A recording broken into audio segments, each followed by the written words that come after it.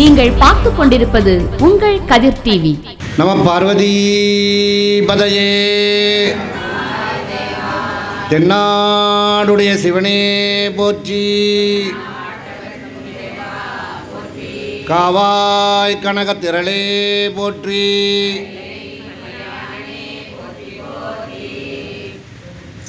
கைத்தல நிறைகனி அப்பா மூடவல் பொறி கப்பிய கரிமுகன் அடிபேணி கற்றிடும் அடியவர் புத்தியில் உரைபவர் கற்பகம் என வினை கடிதேகும் மத்தமும் மதியமும் வைத்திடும் அரண்மகன் மற்பொருள் தீயர் புயர் மதயானை மத்தள வயிரனை உத்தமி புதல்வனை மட்டவி மலர் கொடு பணிவேனே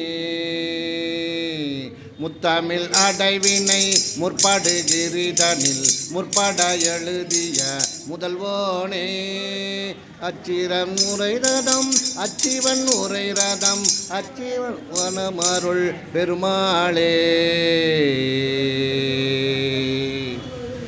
விநாயகர் பெருமான் திருவடிகள் போற்றி போற்றி. அருள்மிகு மீனாட்சி சுந்தரேஸ்வரர் திருக்கோயிலின் திருவம்பாவை விழாவை முன்னிட்டு இன்று நான்காம் நாள் திருவிழா. திருவம்பாவையினுடைய 4ஆம் நாள் இந்த திருவிழாவிலே திருக்கோயில் நிர்வாகமும் திருக்கோயில் பக்தர் பேரவை அமைப்பும் இணைந்து இந்த ஆண்டிலே திருவம்பாவை விழாவை சீரோடும் சிறப்போடும் கொண்டாடி வருகின்றோம். சரியாக 8:15க்கு நடராஜ பெருமானுக்கு அலங்கார தீபாராதனை நடைபெற இருக்கின்றது. அதற்கு முன்பாக திருக்கோயில் கலையரங்கு மேடையிலே திருவம்பாவை 16வது பாடல் முதல் 20 பாடல் வரை உள்ள பாடல்களுக்கான விளக்க உரை மற்றும் அதை சார்ந்த வரலாற்று செய்திகளையும் மற்றும் தனிப்பாடல்களையும் நாம் இப்போது பார்க்க இருக்கின்றோம். இந்த திருவம்பாவையிலே திருவம்பாவை பாடல்கள் மாணிக்கவாசகர் பெருமான் அருளியது. திருவண்ணாமலையிலே அவர் பாடிய பாடல் இது. 20 பாடல்கள் கொண்ட இந்த திருவம்பாவை திருவாசகத்தினுடைய ஒரு பகுதியாக அந்த 51 பதிகங்களிலே ஒரு பதிகமாக சிறப்பான கருத்துக்களையும் இறைவனுடைய பெருமைகளையும் கூறக்கூடிய நூல்களாகவும் அன்றைய காலகட்டத்தில் திருக்கோயில் நடைபெறுகின்ற நிகழ்வுகளை குறித்தும் மிக சிறப்பாக இதிலே சொல்லப்பட்டிருக்கின்றன. சகோதரிகள் இப்பொழுது அந்த திருவம்பாவை பாடல் முதல் பாடலை தொடங்கி பிறகு நேராக 16வது பாடலுக்கு வருவார்கள், பாடுவார்கள். இந்த அற்புதமான நிகழ்வுகளை எல்லாம் மிக சிறப்பாக ஏற்பாடு செய்த பக்த பேரவையினுடைய அமைப்பாளர் திருவாளர் முத்துக்குமார் அவர்களுக்கும் மற்றும் மாவட்ட தலைவர் குணத்துறை அவர்களுக்கும் மற்றும் துணைத் தலைவர் துணை அமைப்பாளர் திரு சதாசிவம் அவர்களுக்கும் மற்றும் பக்த பேரவை அமைப்பினருக்கும் ஆன்மீக பெருமக்களுக்கும் இப்பகுதியிலே சிறப்பாக தேவாரம் திருவாசகம் பாடல்களை எல்லாம் பாடுகின்ற சகோதரி பெருமக்களுக்கும் திருக்கோயில் அர்ச்சகர் பெருமக்களுக்கும் அனைவருக்கும் என்னுடைய சிறந்தாழ்ந்த வணக்கத்தை கூறி இந்த நிகழ்வுகளெல்லாம் சிறப்பாக நடப்பதற்கு அனுமதி அளித்து ஒத்துழைத்த திருக்கோயிலுடைய செயல் அலுவலர் அம்மா அவர்களுக்கும் எங்களுடைய நெஞ்சார்ந்த நன்றியினை முதலிலே கூறி இப்பொழுது திருவம்பாவை பாடல்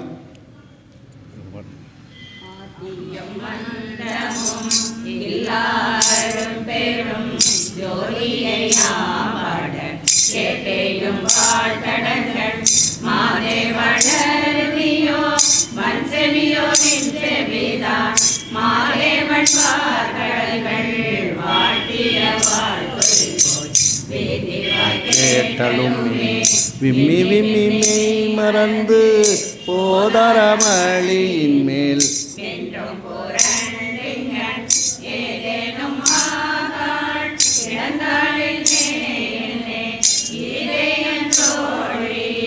பரிசேலோரும் பாவாய்.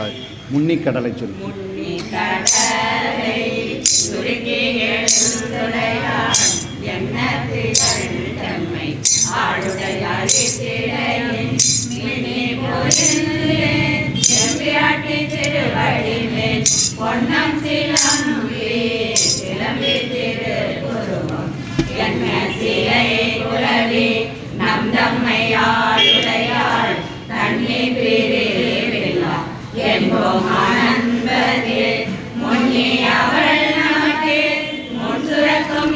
அருளே என்ன போலியாய் மலையேலோரம் பாவாய். ஆன்மீக பெருமக்களே, திருவம்பாவையிலே 16வது பாடல் முன்னி கடலை சுருக்கி எழுந்துடையாள் என்று தொடங்குகின்ற இந்த அற்புதமான இந்த பாடலிலே மழை பெய்ய வேண்டும் என்பதை மையமாக வைத்து மாணிக்கவாசகர் பெருமான் அருளியிருக்கிறார். மழை பெய்ய வேண்டும் என்றால் ஞானசம்பந்தர் பெருமானுடைய இதிலையும் பாடல் இருக்கிறது. அதே மாதிரி இந்த பாடலையும் பாடலாம். மிக சிறப்பான ஒரு அற்புதமான பாடல். மேகமே நீ எப்படி மழையை பொழிய வேண்டும் என்பதை ஒரு உவமை பாடலாக, அதாவது எம்பிரானையும் எம்பிராட்டியும் அவர்கள் இணைத்து ஒப்புமைப்படுத்தி பாடுகிறார்கள். அந்த மேகத்தையும் மின்னலையும் மற்றும் சிவபெருமான் பார்வதி தேவியினுடைய அந்த ஒப்புமையை படுத்தி பாடக்கூடிய ஒரு அற்புதமான பாடல் இந்த பாடல். பாடலினுடைய கருத்து, மேகமே நீ கடலினை நெருங்கி அதனுடைய நீரையெல்லாம் முகர்ந்து அக்கடலை குறைத்து எங்களை ஆளாக உடையவனாகிய உமாதேவியினுடைய சிற்றிடையைப் போல மின்னி பொலிவுற்று எம்பிராட்டியின் திருவடிகளில் அணியப்பட்ட பொற்சிலம்பை போல சிலம்பி திருப்புருவம் எனும்படும் வானவில் அந்த கண்களிலே இருக்கின்ற அந்த வானவில்லை போல வளைந்து நம்மையெல்லாம் அடிமையாகிய உடைய எம்பெருமாட்டியை விட்டு பிரியாத அந்த எம்பெருமானுடைய அன்பர்களுக்கும் அருள முற்பட்டவன் எம்பெருமான் சிவபெருமான். நமக்கு முந்தி வந்து நெருங்கி சொரிகின்ற இனிய அருளைப் போல பொலிவாயாக. அதாவது மேகத்தை பார்த்து சொல்லுகிறார் மாணிக்கவாசகர், அற்புதமாக சொல்கிறார். மேகத்தை பார்த்து சொல்கிறார், மேகமே அந்த மேகத்தை பொழிந்து மேகத்தை போல பொழிய வேண்டும். அது மேகம் எப்படியா, கடலில் உள்ள நீரை குறைத்து, நான் ஏற்கனவே நேற்றைய ஒரு பாடலிலே சொன்னேன் ஆர்கமெடி சத்துவத்தை சொன்னார் என்று. அதை போல அந்த வெயில் வெப்பத்தினாலே கடலில் உள்ள நீரானது அப்படியே வெப்பமாகி மேலே சென்றதுனால கடல் நீர் குறைகிறதாம். நீங்கள் காலை மதியம் 3 மணி வரைக்கும் பார்த்தீங்கன்னா கடலில் வந்து தண்ணீர் குறைவாக இருக்கும் கொஞ்சம். பிறகு இரவு நேரம் 6 மணிக்கு மேலே அந்த நிலவு வர வர வர கொஞ்சம் தண்ணீர் அதிகமாகி பொங்கும். பௌர்ணமி காலங்களில் கடல்லாம் பொங்கி கரைக்கு மேலே கூட வரும். ஆக இந்த மாதிரி தத்துவத்தை எல்லாம் மணிவாசகர் நுட்பமாக வைத்திருக்கிறார். அந்த கடலை சுருக்கின்னா அந்த வெப்பத்தினால அந்த தண்ணீர் ஆவியாகி மேலே போய்விட்டதாம். அதனால் கடலில் உள்ள கடல் நீர் குறைந்து விட்டதாம். அப்புறம் அந்த மேகம் என்னாகுது, மேலே மேகமாகி மேகம் அதிகமாக வருகின்ற பொழுது மேகங்கள் ஒன்றோடொன்று மோதி மின்னல் ஏற்படும். நாம் பளிச்சுன்னு வானத்தில் மின்னல் பார்ப்போம். அந்த மின்னல் எப்படி இருக்குன்னா உமாதேவியினுடைய சிற்றிடையை போல. இப்போது பின்னாலே வந்த திரைப்பட கவிஞர்களெல்லாம் இடையை மின்னலுக்கு ஒப்பிட்டு பாடினார்கள் நிறைய கவிஞர்கள். ஆனால் மாணிக்கவாசகர் அந்த காலத்திலே உமாதேவியினுடைய சிற்றிடையைப் போல அந்த மின்னலானது பளிச்சென்று மின்னுகிறது என்று அற்புதமாக ஒரு செய்தியை சொன்னான். அது மட்டுமல்ல, எம்பிராட்டினுடைய திருவடிகளிலே சிலம்பு அணிந்திருக்கிறார்களாம். அந்த சிலம்பு கலீர் கலீர் கலீர் என்று சிலம்பிக் கொண்டே இருக்கிறதாம். அதை எதுக்கு ஒப்பிடுறான்னா, இடி மின்னல் அதிகமாக வந்தால் இடி வரும். ஆனால் நாம் முதல்ல என்ன கேட்போம், முதல்ல மின்னலை தான் பார்ப்போம். ஏன்னா மின்னலுடைய வேகம் ஜாஸ்தி. அதுக்கப்புறம் இடி தோன்றுகிறது. ஆனால் இரண்டும் ஒரே நேரத்திலே தான் தோன்றுகிறது. ஆனால் மின்னல் முதலிலே வருகிறது, இடி அந்த சத்தமானது பின்னாலே வருகிறது. அதைப்போல இந்த எம்பிராட்டியினுடைய கால் சிலம்பிலே பெருமாட்டி நடனமாடுகின்ற பொழுது, திருநடனம் ஆடுகின்ற பொழுது அந்த சிலம்பு இடியைப் போல மின்னுமாம். ஆக அந்த இடி மின்னலை கூட பின்னாலே மணிவாசகர் பெருமான் பல இடங்களிலே வேறு பதியங்களிலே சொல்லியிருக்கிறார். அந்த சிலம்பானது சாதாரணமாக எப்படி சத்தமிடும், தேவியானவள் அகோர வடிவத்திலே இருந்து தாண்டவம் ஆடுகின்ற பொழுது எப்படி வரும்? ஏன்னா தன்னுடைய தந்தையார் ஒரு யாகம் செய்தார், அந்த யாகத்துக்கு சிவபெருமானை அழைக்கவில்லை. அதற்காக இவள் தந்தையாரிடம் கேட்டு அந்த யாகத்தை அழிப்ப முற்பட்டார். அப்போது வருகின்ற அந்த சிலம்பினுடைய ஓசையை உன்னோடு ஒப்பிடுவார். அந்த மாதிரி இடி அந்த சத்தத்தை தேவியினுடைய கால் சிலம்பிலே அணிந்திருக்கின்ற அந்த ஒளி எப்படி கலீர் கலீர் என்று முழங்கி கொண்டிருக்குமோ அந்த நிலையிலே முழங்கி கொண்டிருக்கிறதாக சொல்கிறார். அது மட்டுமல்ல, அந்த தேவியினுடைய கண்ணினுடைய புருவம் வானவில்லை போல வளைந்திருக்கிறதாம். ஏனென்றால் சற்று மழை பெய்ந்ததும் வானத்தில் என்ன தோன்றும்? வானவில் தோன்றும். எனவே அந்த வானவில்லை தேவியினுடைய அந்த கண் புருவத்துக்கு ஒப்பிட்டு பேசுகிறார். ஆக இப்படி இருக்கின்ற அந்த தேவியை விட்டு பிரியாமல் இருக்கின்ற அந்த எம்பெருமான் நமக்கு எல்லா அருளையும் வழங்குகின்றான், எல்லா அருளையும் தருகின்றான்.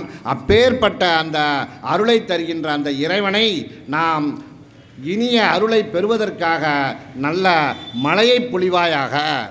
ஏனென்றால் தேவியினுடைய அந்த அடையாளத்திற்கு எம்பெருமானும், நீங்கள் பாபநாசம் கோயில் பார்த்துருப்பீங்க. பாபநாசம் கோயில் நவ கைலாசத்திலே முதல் கைலாசம். நம்ம திருநெல்வேலி தூத்துக்குடி மாவட்டத்தில் சிவபெருமானுடைய ஆலயங்கள் ரோமச மகரிஷி ஸ்தாபித்த 9 ஆலயங்கள் இருக்கின்றன. அந்த 9 ஆலயங்கள் நவ கைலாசம் என்று அழைக்கப்படும். அதில் முதல் கைலாசம் பாபநாசம். அந்த பாபநாசத்தில் நீங்கள் மேற்கு பிரகாரத்தில் ஒரு சன்னதியை பார்க்கலாம், ஸ்ரீ கல்யாண சுந்தரேஸ்வரர் சன்னதின்னு. அது என்னென்னா, அகத்திய மாமுனிவருக்கு கைலையிலே நடந்த திருமண காட்சியை அங்கே காட்டிய இடம். ஏனென்றால் உலகத்தை சமநிலைப்படுத்த அகத்தியர் இங்கே வந்துட்டார், தெற்க வந்துட்டார். அவர் போகும்போதே பெருமான்கிட்ட ஒரு விண்ணப்பம் பண்ணார், உன்னுடைய திருமணத்தை பார்க்க எல்லோரும் இங்கே கூடியிருக்கிறார்களே, என்னை தெற்கே அனுப்புகிறீர்களே என்று. நீ அங்கு செல், இங்கு நடக்கின்ற அந்த திருமண காட்சியை யாம் உமக்கு அங்கு காட்டுவோம் என்று சிவபெருமான் சொன்னார். அதனால் டிவி பார்த்த ஆள் யாருன்னா அகத்திய மாமுனிவர் தான். தொலைக்காட்சி பார்த்த என்ன பாருங்கள், கைலையிலே நடந்த அந்த காட்சியை பாபநாசத்தில் இருந்து இந்த பொதிகை மலையிலே இருந்து பார்த்தார். அந்த திருமண காட்சி அவர் கிடைத்தது. அந்த காட்சி தான் நீங்கள் பாபநாசத்தில் மேற்கு பிரகாரத்தில் பார்க்கலாம். ரிஷப வாகனத்தில் எம்பெருமானும் பெருமாட்டியும் இருப்பாங்க. பக்கத்தில் குண்டோதரன் குடைபிடித்து கொண்டிருப்பான். இந்த பக்கம் அகத்திய முனிவருடைய மனைவியான லோபாமுத்திரை இருவரும் கைகளை கூப்பி கொண்டிருப்பார்கள். அந்த பக்கம் குண்டோதரன் குடைபிடித்து கொண்டு நின்று கொண்டிருப்பான். அந்த ரிஷப வாகனத்தில் 2 பேரும் இருக்கின்ற அற்புதமான காட்சி திருமண காட்சி. இப்போ திருமணம் தடை உள்ள பெண்களெல்லாம் நம்ம திருமணஞ்சேரி அங்கங்கெல்லாம் வடக்க போகிறாங்க, அவ்வளோ தூரம் போக வேண்டாம். பாபநாசத்தில் போய் அந்த கல்யாண சுந்தரேஸ்வரர் சன்னதி முன்னாடி ஒரு நெய் விளக்கு ஏற்றி வச்சு அர்ச்சனை பண்ணி வழிபட்டால் நிச்சயமாக திருமணம் நடைபெறும் என்பது ஐதீகம். நிறைய பேர் அதை கண்கூடா அடியேன் நிறைய பேர்த்து சொல்லி போய் முடிஞ்சு 3 மாதத்துக்குள்ளே திருமணம் முடிந்திருக்கிறது. அதே மாதிரி கோடகநல்லூர் கஷேத்திரத்துலேயும் அந்த நந்தியம்பெருமானுக்கு மணி வாங்கி மாலை போட்டு மஞ்சள் மாலை போட்டால் திருமணம் நடக்கும் என்பது ஐதீகம். ஆக அந்த பாபநாசத்தில் அதே நீங்கள் சுற்றி வந்தீங்கன்னா உலகம்மை சன்னதி முன்னாடி ஒரு உரலும் உலக்கையும் இருக்கும், உள்ள மஞ்சள் இருக்கும், பார்த்துருக்கலாம். அது எதுக்காகன்னா அந்த நிறைய பேர் மஞ்சள் வாங்கி விரலி மஞ்சள் வாங்கி அதில் போட்டிருப்பாங்க. அதை இடித்து திருமணம் ஆகாத கன்னி பெண்கள் திருமணம் நடைபெறணுன்னா அந்த உலக்கையை வச்சு அந்த மஞ்சள் இடித்து அதிலேருந்து பொடியை எடுத்து கொண்டு போய் அந்த பற்றட்டை கொடுத்தாச்சுன்னா அவர் அபிஷேக நேரத்தில் அபிஷேகம் பண்ணுவார் அம்பிகைக்கு, உலகம்மைக்கு. அப்போ திருமணம் விரைவில் நடைபெறும் என்பது ஒரு ஐதீகம். இரண்டாவது என்னென்னா, எல்லாருமே கோயில் அந்த காலத்தில் எல்லாமே அந்தந்த கோயில் பணியாளர்கள் தான் வேலை செய்வாங்க. அப்போ மஞ்சளை இடிப்பதற்கு அவங்க ஒவ்வொன்றும் இடிக்க முடியாது. அதனால் வருகின்ற பக்தர்கள் ஒவ்வொருவரும் எல்லோரும் இடிக்க வேண்டும் என்பது மரபு. அதனால் ஆண்களும் அதை இடிக்கலாம், ஒன்றும் தப்பு இல்லை. உலக்கையை வச்சு அந்த ஒரு உரலும் உலக்க மஞ்சள் இருக்கும், நீங்கள் பார்க்கலாம். ஆக திருமணம் ஆகாதவர்களுக்கு, திருமணம் ஆகிய குழந்தை பேர் இல்லாதவர்களுக்கெல்லாம் குழந்தை பாக்கியம் உண்டாகும் என்பது ஐதீகம். அப்பேற்பட்ட ஒரு சிறப்பான கஷேத்திரம் பாபநாசம். அங்கே இருக்கின்ற பாபநாச பெருமான் உலகம்மை. அது நவ கைலாசத்திலே முதல் கைலாசம். அப்பேற்பட்ட அந்த அகத்தியமாமுனிவர் அங்கிருந்து தான் தமிழ் வளர்த்தார். ஆக அகத்தியமாமுனிவருக்கு காட்சி கொடுத்த இடம். அதைத்தான் இந்த பாடலில் சொல்லும்போது, பின்னாடி மணிவாசகர் முன்னாலே சொல்லும்போது, இந்த மழையை பெய்கின்றவே மழை எவ்வாறு பொழிகிறது என்பதை இந்த பாடலிலே உவமையாக, அதாவது கண்களுடைய புருவத்தை வானவில்லுக்கும் காலிலே அணிந்திருக்கின்ற அந்த சிலம்பிலிருந்து வருகின்ற சத்தத்தை இடிக்கும் பெருமாட்டியினுடைய இடையை சிற்றிடையை மின்னலுக்கும் ஒப்பிட்டு பேசுவார். ஆக இப்பேற்பட்ட புகழைப்பெற்ற தேவியினுடைய அருமை பெருமானாகி இருக்கின்ற அந்த சிவபெருமான் நமக்கு எல்லாரையும் தருவான். நீங்கள் மாணிக்க வாசகர் எல்லா இடத்துலையும் சிவபெருமானை மட்டும் புகழலை, அம்பிகையும் பல இடங்களில் புகழ்ந்திருக்கார். அம்பிகை புகழ்ந்து பாடுவார். ஆக அப்பேற்பட்ட பாடல் தான் இது. இது மலையை தருகின்ற ஒரு அற்புதமான பாடல். அதே மாதிரி அடுத்த பாடல், இந்த 2 பாடலும் மலைக்கு முக்கியமான பாடல். இப்போது சகோதரிகள் 17வது பாடலை பாடுவார்கள். திசைமுகன்பால் தேவர்கள் பால் எங்கும்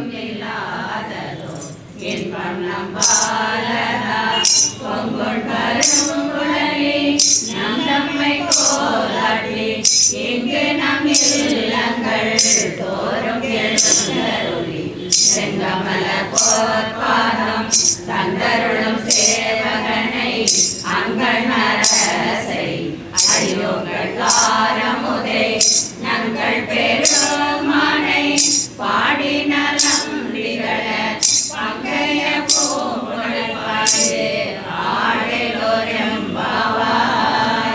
செங்கணவன்பால் என்று தொடங்குகின்ற இந்த பாடலிலே மனம் பொருந்திய கூந்தலை உடையவளே, அதாவது அந்த வெளியே இருக்கின்ற பெண்கள், அந்த நீராடச் செல்கின்ற பெண்கள் மொத்தமாக போகிறாங்க. அந்த நீராடச் செல்கின்ற பெண்கள் மற்ற பெண்களிடம் பேசிக்கிட்டு கொண்டிருக்கிறார்கள், சில ஆலோசனைகளையும் வழங்கி கொண்டிருக்கிறார்கள். சில நேரங்களில் அந்த கோயிலில் பணியாற்றக்கூடிய பெண்கள், பணிப்பெண்கள், அவர்களிடம் சில செய்திகளை கேட்டு வழிபடுகிறார்கள்.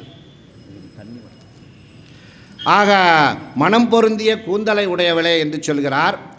திருமால், நான்முகன், தேவர்கள் ஆகியவரிடத்தும் வேறு எங்கும் இல்லாத இன்பம் நம்மிடத்தே இருந்ததாக அவன் நம்மை குற்றங்களையெல்லாம் நீக்கி குணம் கொண்டு கோதாட்டுகின்றான் நம்பெருமான் சிவபெருமான். ஆக அப்பேற்பட்டவன் ஒவ்வொரு இல்லங்களிலும் வீடுகள் தோறும் எழுந்தருளுகிறான். ஆக இவ்வுலகில் நம் வீடுகள் தோறும் எழுந்தருளி தன்னுடைய செந்தாமரை போன்ற பொன்மயமான அந்த திருவடிகளை வழங்கி அருளுகிறான். ஆக அந்த எம்பெருமான் சிவபெருமான் அந்த திருவடியை நமக்கு காட்டுகின்றான். ஆக அப்பேற்பட்ட அந்த திருவடிகளிலே செந்தாமரை போன்ற பொன்மயமான அந்த திருவடிகளை வழங்கி அருளுகிறான். அந்த சேவகனை, அருள் கனிந்த கண்களை உடைய அரசனை, அடிமைகளாகிய நமக்கு தெவிட்டாத தெளிந்த அமுதமானவனை, நமக்கெல்லாம் அமுதம் போன்றிருப்பவன் நம்முடைய சிவபெருமானை பாடி மங்களம் பெருகி விளங்க தாமரை மலர்கள் நிறைந்த தண்ணீரிலே பாய்ந்து நீராடுவோம் வாருங்கள் என்று அந்த மற்ற பெண்களை அழைப்பதாக அந்த ஒரு சாரார் பெண்கள் அற்புதமாக பேசுகிறார். ஆக இது எல்லாமே மணிவாசகர் அந்த பெண்களின் வாயிலாகவே பேசுகிறார். அவருடைய சொந்த கருத்தாக இல்லாமல் திருவண்ணாமலையிலே நடைபெற்ற அந்த நிகழ்வுகளை நம் கண் முன்பாக கொண்டு வருகிறார். ஆக சிவபெருமானை எப்படியெல்லாம் புகழ்கிறார் பாருங்கள். செந்தாமரை போன்ற பொன்மயமான திருவடிகளை உடையவன் சிவபெருமான். அது மட்டுமல்ல, நமக்கு வேலை செய்வதற்காக சேவகன், அந்த கடவுளையே சேவகனாக நமக்கு சேவை செய்வதற்காக. அதனால தான் சொல்கிறாங்க, இறைவனை நோக்கி நாம் ஒரு அடி எடுத்து வச்சா அந்த இறைவன் நம்மை நோக்கி 10 அடி எடுத்து வைப்பான். அதான் இறைவன் பால் கொண்ட அன்பு. அதனால தான் இந்த ஆன்மீக சிந்தனையோடு ஆன்மீக உணர்வோடு இருக்கின்றவர்களுக்கு எந்த ஒரு துன்பமும் வராது. அப்படியும் சில மீறி நம்மை துன்பம் வந்தால் நாம் செய்கின்ற நல்வினை தீவினையினுடைய பயன் காரணமாகத்தான் வருகிறது. அதுலேயும் பார்த்திங்கனாலே அந்த துன்பம் இறைவனை வணங்குகின்றவர்களுக்கு, எம்பெருமான் சிவபெருமானை போற்றி புகழ்ந்து வழிபடுகிறவர்களுக்கு எந்த துன்பமும் வராது. அப்படியே துன்பம் வந்தாலும் அது மேலோட்டமாக போய்விடும். தலைக்கு வந்தது தலைப்பாயோடு போயிற்று என்று சொல்வார்களே, அதை போல இப்போ சில பேர் பார்த்திங்கன்னா சின்ன கல் தடிக்கு கீழே விழுந்துருவாங்க. சின்ன கல் தடிக்க கீழே விழுந்துருவாங்க, அது ஒரு பெரிய புண்ணாகி பெரிய ஆப்ரேஷன் வரைக்கும் போயிடும். சில பேர் மாடியிலேருந்து உருண்டு கீழே விழுந்திருப்பான், ஒன்றுமே ஆகாது, தலான்னு எழுந்திருப்பான். ஆக நாம் நடக்கின்ற அந்த இறைவனுடைய வழிபாடுகள் தான் நம்மை காப்பாற்றும். ஆக அந்த அளவிற்கு இருக்கணும். ஒரு புதுசாக ஒரு கல்யாணமாகி ஒரு கணவனும் மனைவியும் கோயிலுக்கு போயிட்டுருக்காங்க. அப்படி கோயிலுக்கு போயிட்டுருக்கிறச்சா ஒரு இடத்துல ஒரு கல் தட்டிட்டு, கல் தட்டின உடனே இவன் உடனே கணவன் பதறி போய், சனியனை கல் இங்கே, இந்த கல்லை யார் கொண்டு வந்தீங்க போட்டா, கல்லை இப்படி போட்டிருக்காங்களே அப்படின்னு சொல்லி உங்களை பட்டுட்டாமல் வச்சோன்னு மனைவியை கேட்குறான். இதே இது குறைஞ்ச ஒரு 6 மாதம் 8 மாதம் கழிஞ்சு போகிறான்னு வச்சுக்கிடுங்க. போகிறான், திரும்ப அதே கல் தடுக்கு. உடனே அவன் கல் தடுக்கணும்னு ஐயோ மனைவி வந்து ஐயோ கால் வலிக்க அப்படின்பா. உடனே இவன் திரும்ப சொல்கிறான், மனைவியை பார்த்து சொல்கிறான், சனியனை உனக்கு என்ன கண்ணு தெரியாமையா போகிற, கீழே கிடக்கதை பார்த்து வந்தான்னா அப்படிங்க. அப்போ பாருங்கள், கல்யாணமான புதுசில் கல் சனியனாக இருந்தது. கல்யாணம் ஆகி முடிஞ்சு 4 ஆனவுடனே ஒரு 6 மாதம் ஆனவுடனே மனைவி சனியனாக போயிட்டான். காரணம், நம்ம அந்த இல்லறத்திற்குள் இருக்கின்ற அந்த பாகுபாடுகள் அந்த கணவன் மனைவிக்குள் இருக்க வேண்டியது. ஆக கணவன் மனைவிக்குள் இருக்கின்ற அந்த ஒத்த அன்பானது நிறைவாக இருக்க வேண்டும். இப்போ சில இடங்களில் நிறைய வீடுகளில் பார்த்திங்கன்னா கணவன்மார்கள் நிறைய கோயிலுக்கு போவாங்க, வழிபடுவாங்க. அவங்க வழிபடக்கூடிய பலன் மனைவிக்கு நிச்சயமாக கிடைக்கும். அதே மாதிரி மனைவி கோயிலுக்கு போகிறான்னு வச்சுக்க, பெண்கள் கோயிலுக்கு போகிறாங்க, வைக்கிறாங்க, வழிபடுறாங்க. கணவன் இப்போமா தான் கோயிலுக்கு போவார், முக்கியமான திருவிழாக்களுக்கு தான் வருவார். அப்படிங்கிற மாதிரி இருக்கும்போது அவருக்கு என்னது, இவருடைய பலன்கள் பூரா அவங்களுக்கு கிடைக்கும், கணவனுக்கு கிடைக்கும். ஏனென்றால் அந்த காலத்திலே சொல்லியிருக்கிறாங்க, அந்த கணவனும் மனைவியும், அதாவது இரவு திருமணம் ஆனால்தான் ஒரு நல்ல குடும்பம், அதாவது ஒரு முழு மனிதன் என்று சொல்லியிருக்கிறார்கள். திருமணம் ஆகாமல் இருந்தால் அரை மனுஷன் தான் சொல்கிறோம். என் கிராமங்களில் பாருங்கள், இந்த கொடையெல்லாம் நடக்கும், கொடை விழாக்கெல்லாம் நடக்கும்போது அவனுக்கு கல்யாணம் ஆகலைன்னா அவனுக்கு அறவரி, கல்யாணம் ஆகி கணவன் மனைவி இருந்தால் அவங்களுக்கு முழுவரி கோயிலுக்கு கொடுக்கணும், கல்யாணம் ஆகலைன்னா அறவரி. ஆக அரை மனிதன் என்பதை அந்த காலத்தில் ஏற்றுக்கொள்கிறார்கள். அப்போ ஒரு திருமணம் ஆகின்ற பொழுதுதான் ஒரு மனிதன் முழு மனிதன் ஆகிறான். அதை மணிவாசகர் பெருமான் பல இடங்களிலே இதற்கு முன்பாக உள்ள சில பதியங்களிலே சொல்லியிருக்கிறார்கள். அந்த அடியார் பெருமக்கள், அந்த அடியார் பெருமக்கள் எங்களுக்கு கணவராக வர வேண்டும், அந்த அடியார்களைத்தான் நாங்கள் தொழுவோம், பணி செய்வோம் என்று அந்த பெண்கள் பாடுவதாக அந்த பாடல்களை பார்க்கிறோம். ஆக அப்பேற்பட்ட ஒரு அற்புதமான இது இந்த செங்கணவன்பால் திசைமுகன் என்றது மனம் பொருந்திய அந்த கூந்தலை உடையவளே, திருமால் நான்முகன் தேவர்கள் ஆகியவரிடத்தும் நாம் காணாத அந்த பேரின்பம், அந்த எம்பெருமானை பார்த்த மாத்திரத்திலே, அந்த நடராஜ பெருமானுடைய திருவுருவத்தை பார்த்த மாத்திரத்திலே மிக அற்புதமானது, எல்லா பலனும் கிடைக்கிறது. நீங்கள் அந்த நடராஜ பெருமானுடைய அந்த திருவுருவம் வந்து இந்த வருகின்ற திருவாதிரை 11ஆம் தேதி புதன்கிழமை, அடுத்த வாரம் புதன்கிழமை திருவாதிரை, நம்ம திருவம்பாவை விழாவினுடைய இறுதி நாள், நிறைவு நாள் விழா. அந்த திருவாதிரை என்பதே மிக அற்புதமான அந்த நடராஜ பெருமானுடைய திருக்காட்சியை பார்க்குது. நீங்கள் செப்பறையில் போனீங்கன்னா அந்த திருவாதிரைன்னா, நான் அந்த சில பேர் கோயிலுக்கு போவாங்க, நாங்களும் திருவாதிரைக்கு கோயிலுக்கு போகிறோன்னு திருவாதிரை அன்னைக்கு ஒரு 9 மணி 10 மணிக்கு மேலே வீட்டில் சாப்பாடுக்கு படம்லாம் கட்டிக்கிட்டு புளியோதரை தயிர் சோறு எல்லாத்தையும் கட்டிக்கிட்டு கோயிலுக்கு போவாங்க. கோயிலில் போய் லேசாக 2 ரவுண்டு சுற்றி வந்துட்டு ஆத்தங்கரையில் உட்காந்து நல்லா சாப்பிட்டுட்டு விளையாடிட்டு இங்கே வந்துடுவாங்க. இது திருவாதிரை அல்ல. திருவாதிரைங்கிறது திருவாதிரை நட்சத்திரம் எப்போ தங்குதோ அங்கே ராத்திரி 2 மணிக்கே அபிஷேகம் ஆரம்பிக்கும், 2 மணிக்கு அபிஷேகம் ஆரம்பிக்கும். அந்த புதுசாக அங்கே கிராமத்தில் பால் கறந்து வந்த உடனே 2, 2:30, 3 மணிக்கு ஆரம்பிக்கும். நீங்கள் பழனியிலேருந்து ஒரு 5 டின்னு பஞ்சாமிர்தம் ஒரு அன்பர் கொடுத்து விடுவார், பஞ்சாமிர்தம். இன்னொரு அன்பர் வந்து ஒரு கொப்பரை நிறைய எண்ணெய். ஆக ஒரு 16 வகையான அபிஷேகங்கள், அந்த 16 வகையான அபிஷேகங்கள் அந்த நடராஜ பெருமானுக்கு நடக்கும். அந்த அபிஷேகத்தெல்லாம் கண்கொண்டு பார்க்கணும், ஏன்னா பார்த்தா நமக்கு நிறைய புண்ணியம் கிடைக்கும். அந்த அபிஷேக நேரத்தில் நாம் மற்றதை பேசாமல் திருவம்பாவை பாடல்களை பாடிக்கொண்டு அந்த அபிஷேகத்தை பார்ப்போமானால் அந்த நடராஜ பெருமானுடைய அருள் வந்து அந்த வைப்ரேஷன் அப்படியே நமக்கு வரும். நம்முடைய தலையிலே இறங்கி உள்ளந்தலையிலே இருந்து அப்படி உடலிலே இருக்கின்ற 7 சக்கரங்கள் வழியாக அந்த அருளானது, அந்த வைப்ரேஷன் அருள் அலைகள் உடலெங்கும் வியாபித்து உடலிலே இருக்கின்ற தீவினைகளெல்லாம் ஓடிவிடும். நல்ல சக்தி பிறக்கும், சிந்தனை பிறக்கும், நற்சிந்தனை பிறக்கும், நல்ல காரியங்கள் நிறைய செய்வோம். ஏன்னா இதை பின்னாடி அமெரிக்காவில் உண்மையிலே கண்டுபிடிச்சிருக்கிறாங்க. ஒரு ஐம்பொன் சிலையில் இந்த மாதிரி அபிஷேகங்கள் விடுகின்ற பொழுது அந்த 16 வகையான மூலிகையினாலே அபிஷேகம் செய்கின்ற பொழுது அந்த இதிலிருந்து அந்த ஐம்பொன் சிலையிலிருந்து ஒரு வெண்மையான புகை தோன்றுகிறதாம்.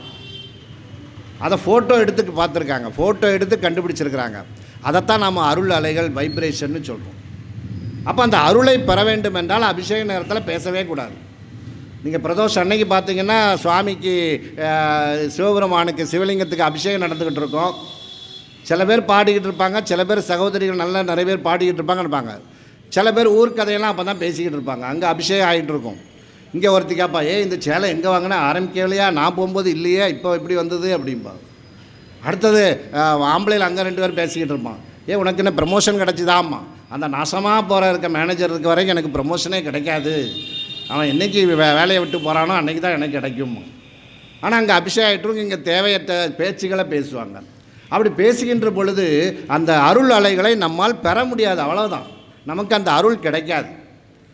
அதுக்கப்புறம் நீங்கள் நந்தியம்பெருமான் எத்தனை காதில் என்ன செய்தியை சொன்னாலும் நந்தியம்பெருமான் கேட்க மாட்டார். நாம் உண்மையில் அந்த நேரங்களில் திருமுறைகள், அப்புறம் வேற்றாகி விண்ணாகி இந்த பாடல்களை பாடுறது, இருநிலனாய் நாவுக்கரசு பெருமானுடைய அந்த வேத சரத்து பாடல்களை பாடுறது, இப்படி மாதிரி இருக்கணும். அப்போ அந்த அபிஷேகத்தை அறிவியல் பூர்வமாக, அதனால் அந்த காலத்தில் ஆன்மீகத்துக்கு செய்த செயல்களெல்லாம் உண்மை சும்மா வழிபாட்டு காரணமாக அவர்கள் வைத்தார்கள். ஆனால் இப்போது அறிவியல் பூர்வமாக அது உண்மை என்று நிரூபிக்கப்படுகிறது. அப்போ அந்த அருள் அலைகளை பெற வேண்டும் என்றால் அமைதியாக இருக்க வேண்டும். அப்பேற்பட்ட அந்த செப்பறையில் 2 மணி 3 மணி 2 மணி 3 மணிக்கு அபிஷேகம் ஆரம்பித்து காலையில் 4:30 வரைக்கும் நடக்கும். அதுக்கப்புறம் அலங்காரம் 1 மணி நேரம். அதுக்கப்புறம் பசு தீபாராதனை நடக்கும். முதல்ல பசுவுக்கு கூட்டிகிட்டு பசுவினுடைய தீபாராதனை. அங்கே பார்த்திங்கன்னா பல்லாயிரக்கணக்கான மக்கள் இருப்பாங்க. இந்த மாதிரி வெளி மண்டபத்தில் தான் நடுவில் ஒரு சின்ன ஒரு ஆள் போகிறதுக்கு தான் பாதை இருக்கும். அதில் பசுமாடு கண்ணையும் கூட்டிகிட்டு வருவாங்க. அந்த பசு மிக அமைதியாக இருக்கும். அந்த கூட்டத்தை கண்டு மிரள்றதோ வைக்கிறத விட அமைதியாக இருக்கும். அந்த பசு தீபாராதனை முடிஞ்சு திரும்ப பச்சை சாத்தி தீபாராதனை நடக்கும். மிக அற்புதமான காட்சி. அதெல்லாம் பார்க்கணும். தாண்டவ தீபாராதனைன்னு சொல்லியிருக்கிறான். அந்த தாண்டவ பஞ்ச வாத்தியங்கள் முழங்க அந்த நடராஜ பெருமானுக்கு தீபாராதனை நடக்கும். அது வரைக்கும் பார்க்கணும். அதுக்கப்புறம் 7 மணிக்கு ஒரு அபிஷேகம், ஒரு பச்சை சாத்தி ஒரு தீபாரம் நடக்கும். அப்புறம் ஒரு 11 மணிக்கு ஒரு சப்பரங்களம் உள்ளேருந்து சுவாமி புறப்பட்டு வரும். இவ்வளவும் பார்க்கணும். இதுதான் திருவாதிரை. இது இல்லாமல் சில பேர் நிறைய பார்த்திங்கன்னா சும்மா ஏதோ பிக்னிக் போகிற மாதிரி, கோயிலுக்கு பிக்னிக் போகிற மாதிரி போவாங்க. அதே நேரத்தில் செப்பறை, கரிசூழ்ந்த மங்கலம், கட்டாரி மங்கலம், கருவேலன்குளம் என்று அழைக்கப்படுகின்ற 4 ஸ்தலங்கள் ரொம்ப முக்கியமான ஸ்தலங்கள். நடராஜர் பஞ்சஸ்தலங்கள். நடராஜ முத்து என்ற சபதி, ஒரே சபதியினால் செய்யப்பட்ட 50 விக்கிரகங்கள். அது பிற்காலத்தில் அந்த கட்டாரி மங்கலத்தில் மட்டும் அந்த விக்கிரகங்கள் எல்லாம் சுக்குநூறாக 2 பிரிவினருக்கு இடையேப்பட்ட சண்டையில் உடைச்சி போட்டாங்க. திருப்பி அதை அன்பர்களெல்லாம் மீண்டும் செய்தாங்க. அதுலேயும் நீங்கள் கருவேலங்குளத்தில் நீங்கள் அந்த வரலாறு நான் பின்னாடி வாய்ப்பு கிடைக்கும்போது சொல்கிறேன். அந்த கருவேலங்குளத்தில் உள்ள இதில் ஒரு குழி இருக்கும் அந்த நடராஜ பெருமானுடைய. என்னென்னா அந்த நடராஜ பெருமான் அந்த செய்த சபதியினுடைய கையை வெட்டிட்டாங்க. அவன் இந்த மாதிரி சிலை செய்யக்கூடாது, இவ்வளவு அற்புதமான சிலையை இனிமேல் அவன் செய்யக்கூடாதுன்னு அரசருடைய ஆணையின் மேலே வீரர்கள் வெட்டிட்டாங்க. திரும்ப அவன் என்ன செய்யலாம், சில மூலிகை பொருட்களெல்லாம் வச்சு அகப்பையினால் ஒரு கை செஞ்சு அதை அந்த கையினாலையும் இந்த கையினாலையும் செஞ்சான். அவனுடைய வலது கையை வெட்டிட்டாங்க. அந்த வலது கையில் தான் மரத்தாலான அகப்பையினால் கை செய்து அந்த 50 சிலையை செஞ்சான். அந்த 50 சிலையை செஞ்சு முடித்த உடனே அவனுக்கே ஆச்சரியம், ஆஹா எவ்வளவு அற்புதமாக இருக்குது இந்த சிலை, ரொம்ப அற்புதமாக இருக்க அப்படின்னு தன்னுடைய இடது கையினால் சுவாமியினுடைய வலது கன்னத்தை கிள்ளுனான். அந்த கிள்ளின வடு இன்றைக்கி இருக்குது. அந்த இதில் பார்க்கலாம், சிலையில் பார்க்கலாம். கட்டாரி அதாவது கருவேலன்குளத்தில் உள்ளது. அதான் நான் 5வது செய்யப்பட்ட சிலை. முதலில் செய்த சிலை செப்பறையில் இருக்குது, 2வது செய்த சிலை சிதம்பரம், 3வது கரிசூழ்ந்த மங்கலம், பிறகு கட்டாரி மங்கலம், கருவேலன்குளம் என்று சவுந்தரபாண்டிய மன்னன் என்ற மன்னனுடைய உதவியினால் பின்னாடி கட்டினா என்று அந்த வரலாறு இருக்குது. நான் இந்த 5 கோயில்களையும் பற்றி ஒரு புத்தகம் எழுதியிருந்தேன், நடராஜர் பஞ்சஸ்தலங்கள் என்று ஒரு புத்தகம் எழுதியிருந்தேன். அப்போ இன்றைக்கும் அந்த வடுவை பார்க்கலாம். அப்பேற்பட்ட ஒரு அந்த நடராஜ பெருமானுடைய அந்த வடிவம், அதை பார்க்கிறதே கண்கொள்ளா காட்சியாக இருக்கும். அந்த பஞ்ச வாத்தியங்களெல்லாம் முழங்க அந்த தீபாராதனை தட்ட அந்த சிவாச்சாரியார் அப்படி மேலும் கீழும் காட்டுவார். நீங்கள் நல்ல ஆத்மார்த்தமாக நம்ம பார்க்கின்ற பொழுது அந்த அப்படி காட்டுகின்ற அந்த இது பார்த்திங்கன்னா நடராஜ பெருமானுடைய திரு உருவம் நமக்கு கண்ணில் காட்சி அளிக்கும். நடராஜ பெருமான் எப்படி திருநடனம் ஆடுவாரோ அப்பேற்பட்ட அந்த திருநடனத்தை அதை நாம் அந்த தீபாராதனையிலே பார்க்கலாம். அதாவது கும்பாபிஷேகத்தில் பார்த்திங்கன்னா யாகம் வளர்ப்பாங்க. அந்த தீயில பார்த்திங்கன்னா அந்த எந்த சுவாமிக்கு கும்பாபிஷேகம் நடக்கோ அந்த வடிவத்தை பார்க்கலாம். திருச்செந்தூரில் 6வது கால யாகசாலை பூஜையில் கும்பாபிஷேகம் நடக்கும்போது நான் உட்பட பல அன்பர்கள் பார்த்தாங்க. அந்த முருகப்பெருமானுக்கு வச்ச அந்த முக்கியமான அந்த யாக குண்டத்தில் யாகம் கொழுந்து விட்டு எரிகிறது. அந்த தீயில பார்த்திங்கன்னா முருகப்பெருமான் கையில் வேல் வச்சுட்டு இருக்க மாதிரியே அதை ஒருத்தர் ஃபோட்டோ கூட எடுத்திருந்தார். இன்றைக்கு திருச்செந்தூரில் அவர் வச்சுருக்கிறாரு. நம்ம அதை உன்னிப்பாக பார்க்கும்போது அந்த தீபம் அந்த யாக தீயில் வரக்கூடியது அந்த முருகப்பெருமானுடைய திருவுருவம் அப்படியே இருந்தது. ஆக அப்பேற்பட்ட ஆத்மார்த்தமாக செய்யும்போது அது மாதிரி நாம் ஆத்மார்த்தமாக அந்த நடராஜ பெருமானுக்கு தீபாராதனை செய்கின்ற பொழுது நாம் பார்க்கின்ற வேளையிலே அந்த நடராஜ பெருமானே திருநடனம் ஆடுவது போல நமக்கு காட்சி அளிக்கும். ஆக இந்த மாதிரி ஆடுகின்ற நடனத்தை பற்றியெல்லாம் மணிவாசகர் நிறைய இடத்துல சொல்லியிருக்கார். குணம் நீங்கி கோதாட்டுவான் வீடுகள் தோறும் எழுந்தருளி, அது ரொம்ப அற்புதமாக சொல்லியிருக்கார். நாம் ஆத்மார்த்தமாக பூஜை பண்ண இறைவனை தேடி நம்ம கோயிலுக்கு போக வேண்டாம், நம்மை தேடி இறைவன் வருவாராம். இப்போ திருவிழா காலங்களில் சுவாமி புறப்பட்டு சப்பரம் வீடு வழியாக வருது. எதுக்காக? நாம் வருஷம் முழுவதும் கோயிலுக்குள்ளே வந்து கோயிலை சுற்றி இறைவனை வழிபடுகிறோம். அந்த இறைவன் நம்மளை பார்ப்பதற்காக நமக்கு அருள் வழங்குவதற்காக வீடு தேடி வருகிறார். அந்த மாதிரி சப்பரம்லாம் நம்ம வீட்டு முன்னாடி வரும்போது அந்த எந்த நேரத்தை தெரிஞ்சுக்கிட்டு அதுக்கு நாம் என்ன செய்யணும்? வீடெல்லாம் தொளித்து விளக்கேற்றி கும்பம் வச்சு அந்த சுவாமியை வரவேற்கணும். அப்போ சுவாமி உள்ளன்போடு நம்முடைய இல்லத்துக்கு எழுந்தருள்வார். இந்த மாதிரி சப்பரங்கள் வருகின்ற பொழுது அதை ஆத்மார்த்தமாக செய்யணும். ஆனால் நிறைய பேர் செய்கிறதே கிடையாது. தேங்காய் பழம் உடைக்கிறது கூட இப்போ குறைஞ்சி போச்சு. சுவாமி பரவாயில்ல. இப்போ சஷ்டிக்கு பார்த்திங்கன்னா கடைசியில் முருகப்பெருமான் இங்கே வாரார். இப்படி வந்து ஒரு ரவுண்டு இங்கே வரைக்கும் சிந்துபுந்தரா இது வரைக்கும் வராங்க. அப்போ சப்பரம் வரும்போது நாம் அதை செய்யணும், அந்த வழிபாடுகள் எல்லாம் செய்யணும், அதை தெரிஞ்சுக்கிட்டு. ஆக அந்த மாதிரி இந்த உச்சிஷ்ட விநாயகர் கோயில் கும்பாபிஷேகத்தில் கூட உச்சிஷ்ட விநாயகரே இங்கே வர்றாப்பில் இருந்தது, சிந்துபுந்துரை அந்த சூப்பர் மார்க்கெட் வரைக்கும். ஆனால் அங்கே உள்ளூர் சில பிரச்சனைகள் காரணமாக கடைசி நேரத்தில் அவங்க அந்த திருவழியாக போகணும் இந்த திருவழியாக போகணும் ஒரு பிரச்சனை வந்ததுனால கோயிலை மட்டும் சுற்றினா போகிறோன்னு போயிட்டு, இல்லாட்டி இங்கே வரைக்கும் அந்த சுவாமி புறப்பாடு வர்றாப்பில் இருந்தது. அதே மாதிரி ஆவுடையார் கோயிலில் பார்த்திங்கன்னா மாணிக்க வாசகர் தான் வெளியே புறப்பட்டு வருவார். அந்த 9ஆம் நாள் தேரோட்ட அன்னைக்கு தேரில் யார் இருப்பார்னா மாணிக்க வாசகர் இருப்பார். நீங்கள் ஆவுடையார் கோயில் எல்லாத்துக்கும் தெரியும். அதை இது வந்து அம்பாள் பீடத்தில் வந்து பாதம் தான் இருக்கும், திருவுருவம் கிடையாது. அதே மாதிரி சுவாமி இதுலேயும் அப்படித்தான். அங்கே வந்து மாணிக்க வாசகர் தான் முக்கியம். கொடிமரம் கிடையாது, நந்தி கிடையாது. எல்லாமே மாணிக்க வாசகருக்கு தான் சிறப்பிடம் கொடுத்து அந்த ஆவுடையார் கோயில் சிறப்பு செஞ்சுருக்காங்க. திருவாவடுதுறை ஆதீன கட்டளையில் இருக்குது. நான் பின்னால் உங்களுக்கு வரும்போது காலத்தில் அந்த கோயிலுடைய சிறப்பை இன்னும் அதிகமாக சொல்கிறேன். இப்பொழுது 18வது பாடல் அண்ணாமலையான் அடிக்கமலம் சென்றிரஞ்சும் என்ற பாடலை சகோதரிகள் பாடுவார்கள்.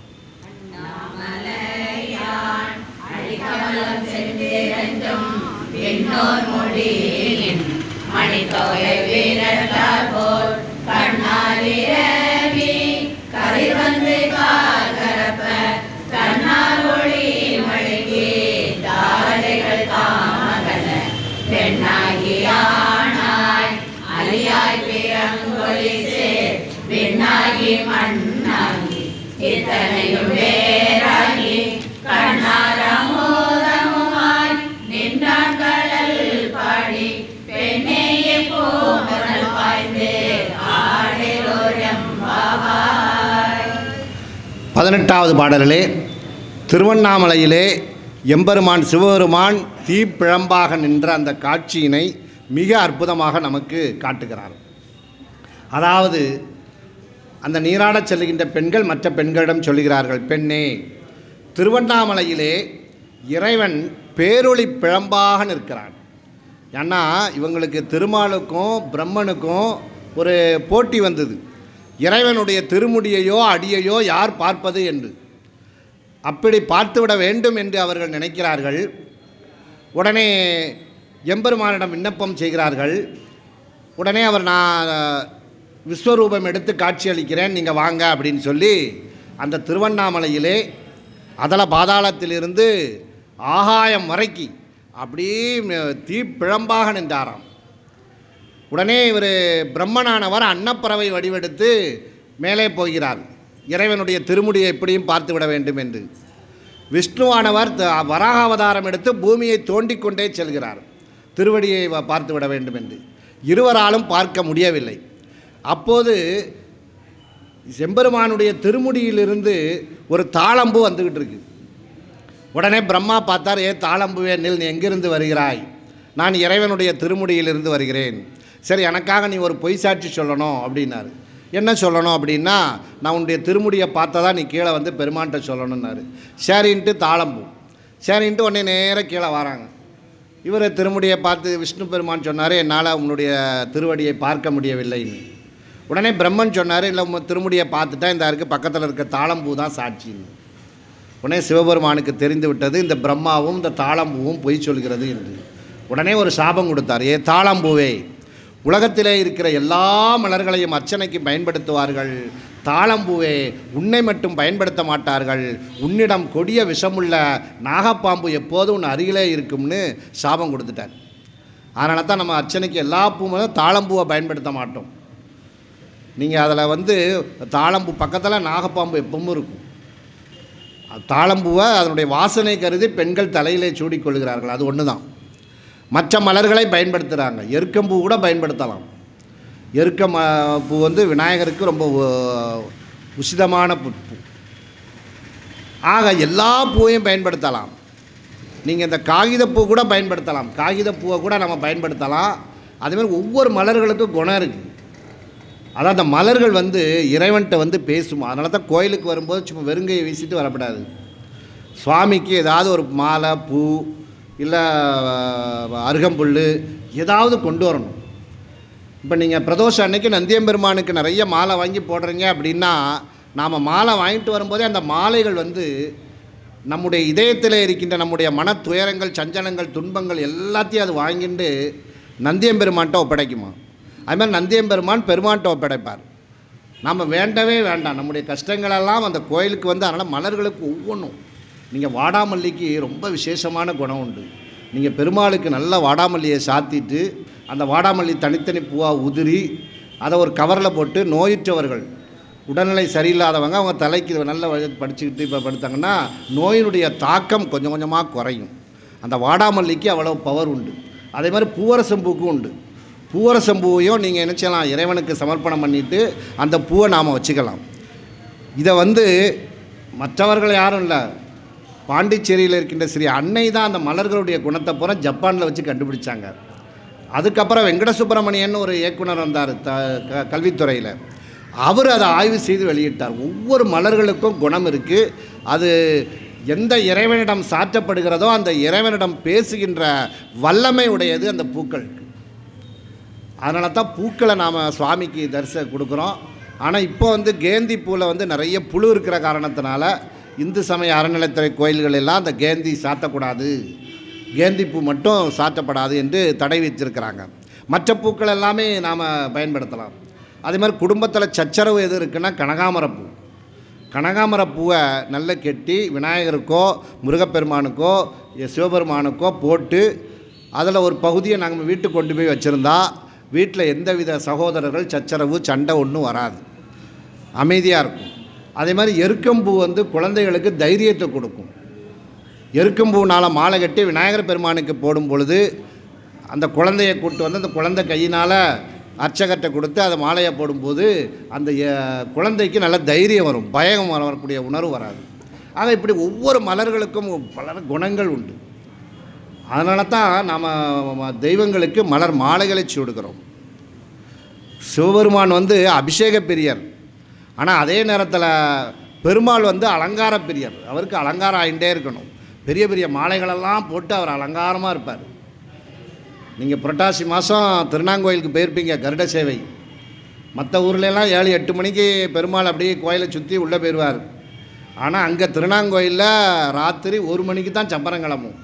அந்த பூர்ண புஷ்ப அலங்காரத்தோடு அந்த உள்ளேருந்து பெருமாள் புறப்பட்டு வருவார். அந்த கோயிலுக்கு முன்னாடி 12 படி இருக்கும், நீங்கள் பார்த்துருப்பீங்க. அந்த 12 படிகள் சாதாரண படிகள் அல்ல, 12 ஆழ்வார்கள் படுத்து கிடக்கிறார்கள். அந்த 12 ஆழ்வார்கள் படுத்து கிடக்கிறார்கள். எதனால் படுத்து கிடக்கிறார்கள்னா, பெருமாள் வெளியே புறப்பட்டு வருகின்ற பொழுது அந்த பெருமாளுடைய திருப்பாதம் நம்முடைய மார்பிலே பட வேண்டும் என்பதற்காக படியாய் படுந்து கிடக்கிறார்கள். அதை நம்மாழ்வார் பாசுரத்தில் அற்புதமாக பேசுவார், படியாய் கிடந்து உழல்கின்றேனே என்று.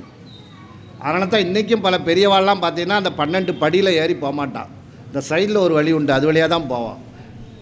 அதே மாதிரி நம்ம கோயிலுக்குள்ளே நுழையும் போது கோயில் வாசல் படியை மிதிக்கவே கூடாது.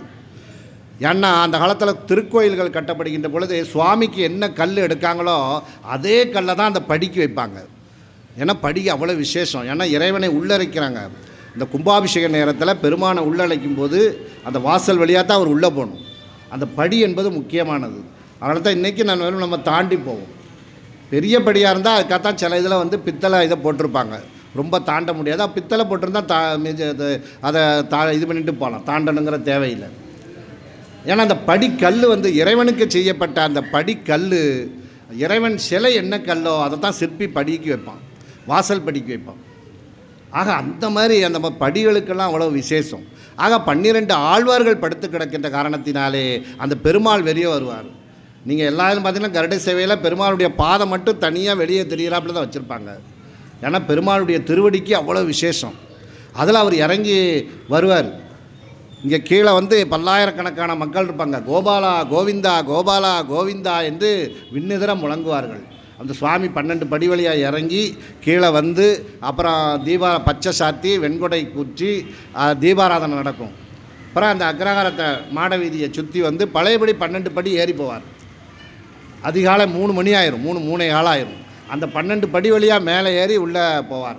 இந்த ரெண்டும் பார்க்கத்தக்க ஒரு அற்புதமான காட்சி, வேறு எந்த ஊர்லேயும் கிடைக்காது. அந்த 12 படி வழியாக சுவாமி இறங்கி வர்றதும். அதனால் எதுக்காக சொல்கிறேன்னா, அந்த பெருமாள் வந்து அலங்கார பிரியர், அவருக்கு அலங்காரம் ஆகிட்டே இருக்கணும். ஆனால் எம்பெருமான் சிவபெருமான் அபிஷேக பிரியர். நீங்கள் அபிஷேகத்துக்கு ஒவ்வொன்றுக்கும் கொடுங்க, பால் கொடுங்க, என்னென்ன பொருட்கள் கொடுக்க முடியுமோ. உங்களுக்கு நிறைய புத்தகத்தில் போட்டிருப்பாங்க என்னென்ன இதை கொடுத்தா நமக்கு என்ன தீரும்னு. அதை அதிகமாக கொடுக்கலாம். கரும்பு சாறு கொடுக்கலாம், கரும்பு சாறு கொண்டு வந்து அபிஷேகத்துக்கு கொடுக்கலாம். அந்த காலத்தில் பார்த்திங்கன்னா அபிஷேகம் என்பது 96 வகையான அபிஷேகம் உண்டு. இப்போ அது குறைஞ்சி சுருங்கிட்டு 16 வகையாக ஆகிட்டு. முன்னாடி வந்து 96 வகையான மூலிகை பொருட்களை அபிஷேகம் பண்ணுவாங்க சிவபெருமானுக்கு. சிதம்பரத்தில் அப்படி தான் தீட்சிதர்கள்லாம் அந்த காலத்தில் நடத்துவாங்க. ஆனால் அது நேரத்தினுடைய அருமை கருதி இப்போ அதெல்லாம் குறைச்சி 16 ஆக்கிட்டாங்க. அந்த 16 வகையான அபிஷேகங்களை கண்டிப்பாக நடத்தணும். நீங்கள் இந்த பேட்டை போகிற வழியில் காமாட்சி அம்மன் கோயில் இருக்குது. சுவாமியும் அம்பாலையும் ஒரே நேரத்தில் தரிசனம் பண்ணலாம். சுவாமி மேலே சிவலிங்கம், கீழே அம்பிகை இருப்பார். அங்கே பிரதோஷத்துக்கு பார்த்திங்கன்னா ஒவ்வொரு 16 வகையான அந்த பொருட்கள்னால அபிஷேகம் நடக்கும். நீங்கள் சென்னையில் உள்ள கபாலீஸ்வரர் கோயில், அங்கே பிரதோஷத்துக்கு பார்த்திங்கன்னா கிட்டத்தட்ட ஒரு 100-150 லிட்டர் பால் வந்துடும். அந்த பால் அபிஷேகமே 15 நிமிஷம் ஆகும் முடியுதுக்கு. நந்தியம்பெருமானுக்கு சுவாமிக்கு அங்கே ஏற்கனவே முடிஞ்சிருக்கும். நந்தியம்பெருமானுக்கு தான் அங்கே வெளியே நடக்கும். அங்கே ஏற்கனவே அபிஷேகம் பண்ணி காலையில் அபிஷேகம் பண்ணி அலங்காரத்தோடு தான் இருப்பார். அங்கே சுவாமிக்கு அபிஷேகம் கிடையாது, அம்பிகைக்கும் அபிஷேகம் கிடையாது. நேராக நந்தியம்பெருமானுக்கு தான் அந்த கபாலீஸ்வரர் கோயில். அந்த நந்தியம்பெருமானுக்கு பார்த்திங்கன்னா கிட்டத்தட்ட 150-200 லிட்டர் பாலுக்கு மேலே அபிஷேகம் நடக்கும். அப்போ வந்து மக்கள் எதுக்காக கொடுக்குறாங்கன்னா, தன்னுடைய பிரச்சனைகள் திறனால அபிஷேகத்துக்கு உங்களால் முடிந்ததை கண்டிப்பாக கொடுக்கணும். இந்த மாதிரி திருவிழாக்கள் நேரங்களில், மற்ற நேரங்களில். ஆக இதை அருமையாக சொல்லி, திருவண்ணாமலையிலே பேரொளி பிளம்பாக இருக்கிறான், அவனுடைய திருவடி தாமரையை பார்க்க முடியவில்லை. ஆனால் தாளம்பூக்கு சாபம் விட்டார். பிரம்மனுக்கு என்ன சொன்னார்? பிரம்மனே உனக்கு கோயிலே இல்லைன்னாரு. ஆனால் அதை மீறி சில இடங்களில் கோயில் இருக்குது. நீங்கள் திருச்சியில் சமயபுரம் போனீங்கன்னா திருப்பட்டூர்னு ஒரு கோயில் இருக்குது. திருப்பட்டூர்னு சமயபுரம் டோல்கேட்டில் இருந்து சமயபுரம் டோல்கேட்டு கழிஞ்ச உடனே லெஃப்ட்டில் போகணும். லெஃப்ட்டில் போனீங்கன்னா ஒரு 3 கிலோமீட்டருக்குள்ளே வருது திருப்பட்டூர்னு. ரொம்ப விசேஷமான கோயில். அங்கே பிரம்மா வந்து கிட்டத்தட்ட பார்த்திங்கன்னா ஒரு 7 அடி உயரத்துக்கு இருப்பார். நீங்கள் நம்ம நெல்லையப்பர் கோயிலில் வெளியே ஒரு விநாயகர் இருக்காரலா, உள்ள நெல்லையப்பர் சன்னதிக்குள்ளே போகும்போது சைடில் பெரிய அதை மாதிரி பெரிய இதாக இருப்பார். அந்த பிரம்மாவுக்கு அவங்க பிரம்மா வந்து திருமணம் ஆகாதவர்கள், கன்னிப்பெண்கள், அவங்களுடைய ஜாதகத்தை எடுத்துகிட்டு போய் அந்த ஜாதகத்தை அந்த பிரம்மாவனுடைய திருவடிகளில் வச்சு அவங்க அதை மஞ்சள் தடவாங்க. 2 ஜாதகம் கொண்டு போகணும். அதில் 2லேயும் மஞ்சள் தடை, ஒன்று சுவாமி முன்னாடி வச்சு அர்ச்சனை பண்ணி, ஒன்று நம்ம கையில் கொடுத்துருவாங்க. ஒரு ஜாதகத்தை நாம் என்ன செய்யணும், வீட்டில் கொண்டு வந்து பத்திரமா வச்சுருக்கணும். அந்த திருப்பட்டூர் போனாலே திருப்பம் ஏற்படும் சொல்லியிருக்காங்க. பெரிய பெரிய அரசியல்வாதிகளுக்கெல்லாம் பெரிய பெரிய தன்னுடைய பதவி வேணும், அது வேணும்னு அந்த கோயில், அது சின்ன கோயிலாக தான் இருந்தது. ஆனால் சுவாமி தான் முக்கியம், சிவபெருமான் தான் முக்கியம். ஆனால் இப்போ அந்த பிரம்மா வந்து வச்சு ரொம்ப கிராண்டாகிட்டு. நீங்கள் பிள்ளையார்பட்டி பாருங்கள், பிள்ளையார்பட்டி வந்து இப்போ ஒரு 40 ஆண்டுகளுக்குள்ளே தான் அது எம்பெருமான் சிவபெருமானுடைய ஆலயம், பெருமானுடைய ஆலயம். பெருமான் இருக்கார், பார்வதி தேவி இருக்கார், தேவி இருக்கார், அம்பிகை. ஆனால் விநாயகர் கற்பாறையோடு சேர்ந்திருந்த காரணத்தில் ரொம்ப ஃபேமஸ் ஆகிட்டு.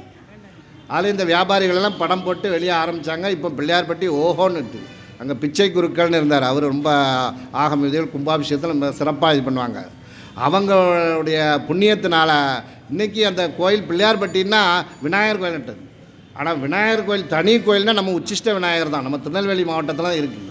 அதை நாம் பெருமைப்பட்டுக்கணும். பிள்ளையார்பட்டி பிள்ளையார்பட்டி அப்புறம் மணக்குள விநாயகர் பாண்டிச்சேரியில் இருக்குது. மணக்குள விநாயகர்னு ரொம்ப அற்புதமான சேத்திரம். நினைத்த காரியங்களெல்லாம் நடக்கும். மனசில் என்ன நினைக்குமோ அதை உடனே நிறைவேற்றி வைப்பார். அன்னை அரவிந்தர் ஆசிரமம் பக்கத்தில் இருக்குது. அன்னை மதரே அதில் ஈடுபாடு கொண்டவங்க. அவங்களும் பிரம்மா விஷ்ணு சிவன் எல்லாம் வணங்கினாங்க. ஆனால் ஒரு காலகட்டத்துக்கு அப்புறம் அந்த உருவ வழிபாடு வேண்டான்னு அவங்க தியானத்தின் மூலமாக பண்ணாங்க. அந்த மதர் தான் அந்த பிள்ளையார் கோயிலுக்குள்ள இடத்தையே கொடுத்துருக்காங்க.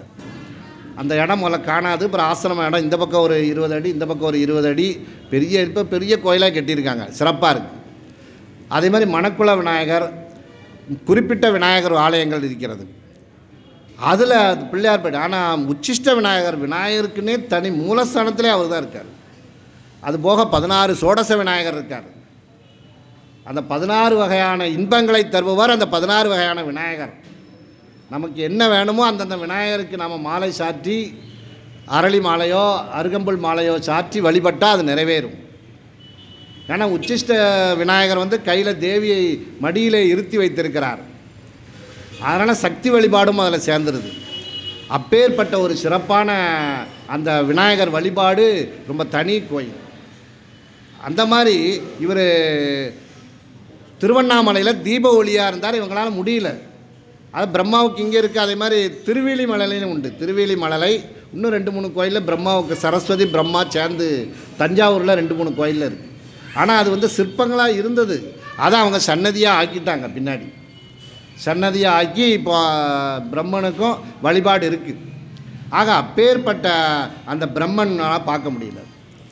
ஆனால் அந்த சிவபெருமானுடைய திருவடியை பார்ப்பதற்காக தேவர்கள் விழுந்து வணங்குகிறார்களாம். அவ்வாறு வணங்குகின்ற பொழுது யார், மன்னர்கள், பெரிய பெரிய மன்னர்களெல்லாம் வந்து பெருமானுடைய திருவடிகளில் விழுந்து வணங்குகின்றார்கள். அந்த மன்னர்கள் என்ன வச்சுருக்காங்க, தலையில் பெரிய பெரிய கிரீடம் வச்சுருக்காங்க. அந்த கிரீடத்தில் நவரத்தினங்களெல்லாம் பதிக்கப்பட்டிருக்கின்றன. அந்த நவரத்தினங்கள் சாதாரணமாக இருக்கும்போது மிக பிரகாசமாக ஒளி வீசிக்கொண்டிருக்கலாம். ஆனால் சிவபெருமான் முன்னாடி வந்து அந்த திருக்கோயிலில் நெடுஞ்சான் கிடையாக விழுந்து வணங்குகின்ற பொழுது அது ஒளி இழந்து போயிட்டு. எவ்வாறு ஒளி இழந்து போய்விட்டது? சூரியன் உதித்து விட்டால் காலை நேரத்தில் சூரியன் உதித்த பிறகு விண்மீன்கள் எவ்வாறு ஒளியை இழக்குமோ அதை போல அந்த மன்னர்களுடைய நவரத்தினங்கள் பெருமானுடைய திருவடியை பார்த்த மாத்திரத்திலே ஒளியை இழந்து விட்டது என்று மணிவாசகர் இந்த பாடலிலே மிக அற்புதமான ஒரு கருத்தை சொல்கிறார். அது மட்டுமல்ல, சிவபெருமான் ஆணாக இருப்பவன், பெண்ணாக இருப்பவன், அலியாக இருப்பவன், 3 நிலைகளிலே அந்த பெருமான் இருக்கிறார். அதனால தான் நம்ம எல்லாரும் வழிபடக்கூடிய ஒரு தெய்வம் சிவபெருமான். அது மட்டுமல்ல, ஒளி தரும் கதிரவனும் மதியும் சுடர்களும் பொருந்திய 5 பூதங்கள் வடிவாக இருப்பவன். அதான் ரொம்ப முக்கியம். 5 பூதங்களின் வடிவாக இருக்கிறான். ஆகாயமாக இருக்கிறான், காற்றாக இருக்கிறான். அதுக்கு தான் நம்ம பஞ்சபூத சேத்திரங்கள் இருக்கு சொல்கிறோம். காஞ்சிபுரம், திருவாரூர், திருவண்ணாமலை, அப்புறம் இப்படி ஒவ்வொரு ஆகாயத்துக்கு, சிதம்பரம் ஆகாயத்துக்கு சிதம்பரம், திருவானைக்காவல் தண்ணீருக்கு, நெருப்புக்கு திருவண்ணாமலை, இப்படி ஒவ்வொன்றுக்கும் அந்த 5 பூதங்களின் வடிவாக இருக்கிறான். அதனால தான் இந்த நம்ம கும்பாபிஷேகத்தில் நாம் யாகசாலையில் நடக்கிறது என்னது, அந்த 5 பூதங்களின் வடிவாக இருக்கின்றான் இறைவன் காற்றிலே, ஆகாயத்தில். அந்த ஆகாசத்தில் இருக்கின்ற இறைவனை காற்றுக்கு கொண்டு வரார் சிவாச்சாரியார். வேத மந்திரங்களை எல்லாம் முழங்கி அந்த காற்றிலிருந்து நேராக நிலம், யாகசாலையில் இருக்கின்ற நிலம், அந்த நிலத்திலே யாக குண்டங்கள் அறிவித்திருப்பார்கள். நவகுண்டம், பஞ்சாக்கனி குண்டம் என்று 5, 9, 7, 11, 13, 27 என்ற அமைப்பிலே அமைத்திருப்பார்கள். அந்த யாக குண்டத்திலே நெருப்பு எரிகிறது. அவன் நிலத்திலிருந்து அந்த நெருப்புக்கு இறை சக்தியை கொண்டு வருகிறார்கள். அதிலிருந்து கும்பத்திலே தண்ணீர் வச்சுருப்பாங்க. அது என்ன தண்ணி? பல்வேறு வகையான ஆறுகளில் இருந்து சேகரிக்கப்பட்ட புண்ணிய நீர். அந்த புண்ணிய நீர் அந்த குடத்துக்குள்ளே இருக்குது. அப்போ அவங்க மந்திரங்கள் சொல்ல சொல்ல, தேவாரம் திருவாசகம் பாடல்கள் பாட பாட அந்த யாகசாலையிலிருந்து மேலே இருந்து அந்த இறை அருளானது, இறை சக்தியானது கொஞ்சம் கொஞ்சமாக அந்த திருக்குடத்திற்குள்ளே சேருகிறது. அதான் அந்த புண்ணிய தீர்த்தம். அந்த புண்ணிய தீர்த்தத்தை தான் கோயிலில் இருக்கிற கலசம், கர்ப்பகிரகத்துக்கு மேலே இருக்கிற கலசம், பிறகு கோபுரத்தில் இருக்கிற கலசம், பிறகு கருவறையில் இருக்கின்ற பெருமான், அம்பிகை மற்றும் பரிவார தேவதைகள் அனைத்துக்கும் அந்த புண்ணிய நீரை ஊற்றுகிறார்கள். அப்போ அது வரைக்கும் சாதாரணமாக இருந்த கல் இறைசக்தி மிகுந்த கல்லாக மாறிடுச்சு. அதனால தான் நாம் இறைவனை அந்த கல் வடிவத்திலே நாம் வழிபடுகிறோம். அதான் கும்பாபிஷேகத்தினுடைய தத்துவம். அதுதான் கும்பாபிஷேகம் தத்துவத்தை அடியன் கிட்டத்தட்ட 2.5 மணி நேரம் பேசுவேன். அதில் அவ்வளவு நுட்பம் இருக்குது. யாகசாலையெல்லாம் என்னமோ சில பேர் விளையாட்டாக நினைக்காங்க. யாகசாலையினுடைய பலன் நிறைய இருக்குது. யாகசாலை பூஜையில் நாம் கலந்துக்கிட்டால் என்னென்ன பலன் கிடைக்கும். ஆக அப்பேற்பட்ட அந்த யாகசாலை பூஜையில் கும்பாபிஷேகத்தில் கலந்துக்கணும். அந்த கும்பாபிஷேகத்தில் அந்த புண்ணிய நீரானது நம்முடைய உடம்பில் படணும். பட்டால் அந்த தீவினைகளெல்லாம் ஓடி நாம் புனிதம் பெற்றவர்களாகும்.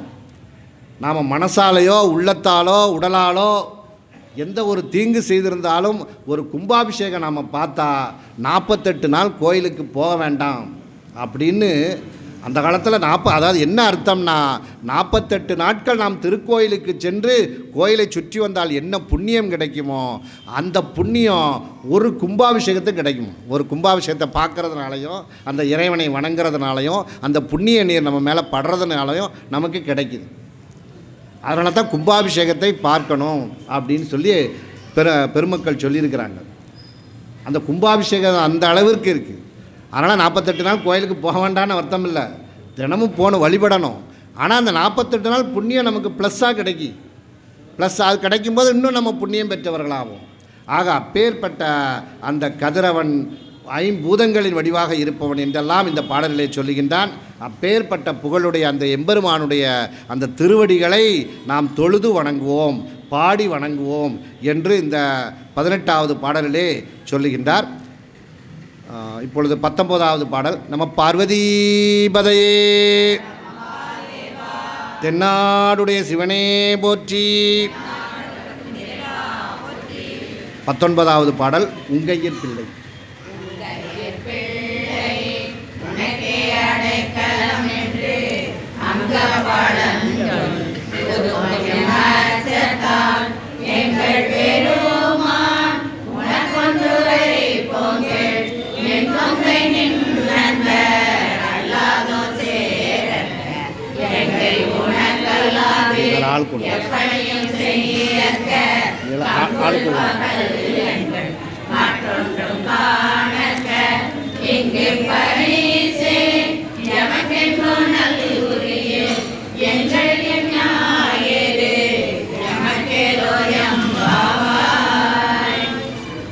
இந்த 19வது பாடலை பார்ப்பதற்கு முன்பாக நாம் சிவநாமாவளி சொல்லுவோம். ஏன்னா அந்த சிவநாமாவளி சொல்ல சொல்ல தான் நம்முடைய அந்த திருக்கோயிலுக்கும் வைப்ரேஷன், அருள் அலைகள் நிறைய வரும். நாமளும் அந்த அருள் அலைகளை பெற முடியும். இதில் அந்த இது சொன்னவங்க நீங்கள் இந்த 2 வரியை திருப்பி 2 தடவை சொல்லுங்கள். இந்த 2 வரியை சொன்னோன்னு பின்னாடி சொல்லுங்கள். அப்புறம் சேர்ந்து நீங்களும் எல்லோரும் சேர்ந்து சொல்லலாம். ஓம் நம சிவாய சிவாய நம ஓம். ஓம் நம சிவாய சிவாய நம ஓம். ஓம் நம சிவாய சிவாய நம ஓம். ஓம் நம சிவாய சிவாய நம ஓம் சிவ சிவ சிவ சிவ சிவாய நம ஓம் ஹர ஹர ஹர ஹர ஹராய நம ஓம் ஓம் நம சிவாய சிவாய நம ஓம் ஓம் நம சிவாய அண்ணாமலை சிவ சிவாய நம ஓம் அருணாச்சலம் சிவ சிவாய நம ஓம் ஆலங்காடா சிவாய நம ஓம் ஆரூர் அரசே சிவாய நம ஓம் ஓம் ஓம் நம சிவாய ஓம் நம சொல்லுங்க ஓம் நம சிவாய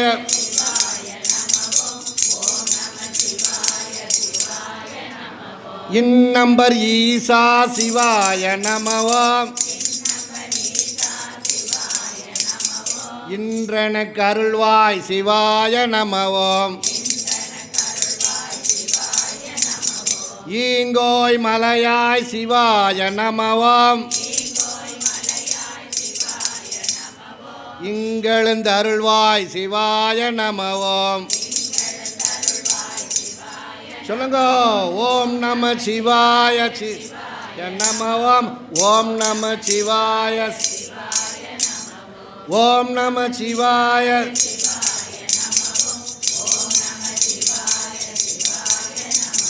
உண்ணாமுலை சிவ சிவாய நம ஓம்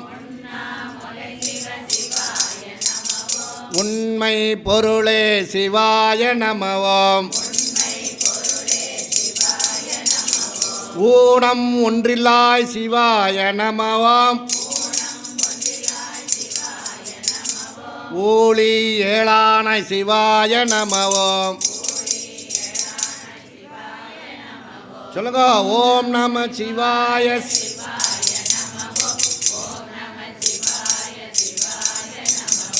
ஓம் நம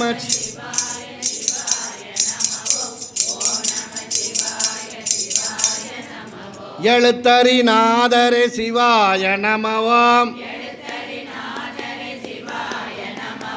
என்றும் இளையாய் சிவாய நம ஓம் ஏகம்பம் மேயாய் சிவாய நம ஓம் ஏடகத்துறைவாய் சிவாய நம ஓம் ஓம் நம சிவாய சிவாய சொல்லுங்க ஓம் நம சிவாய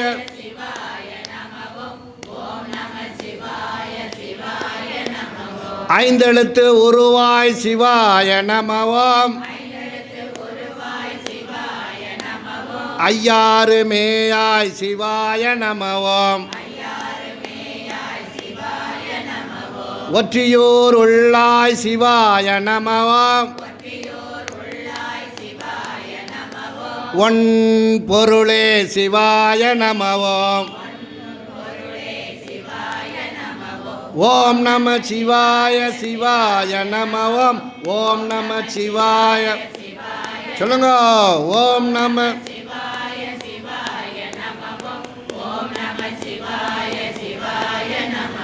ஓணம் காந்தேஸ்வரா சிவாய நம ஓம் ஓலம் அடிகள் சிவாய நம ஓம் சிவ சிவ என்போம் சிவகதி பெறுவோம்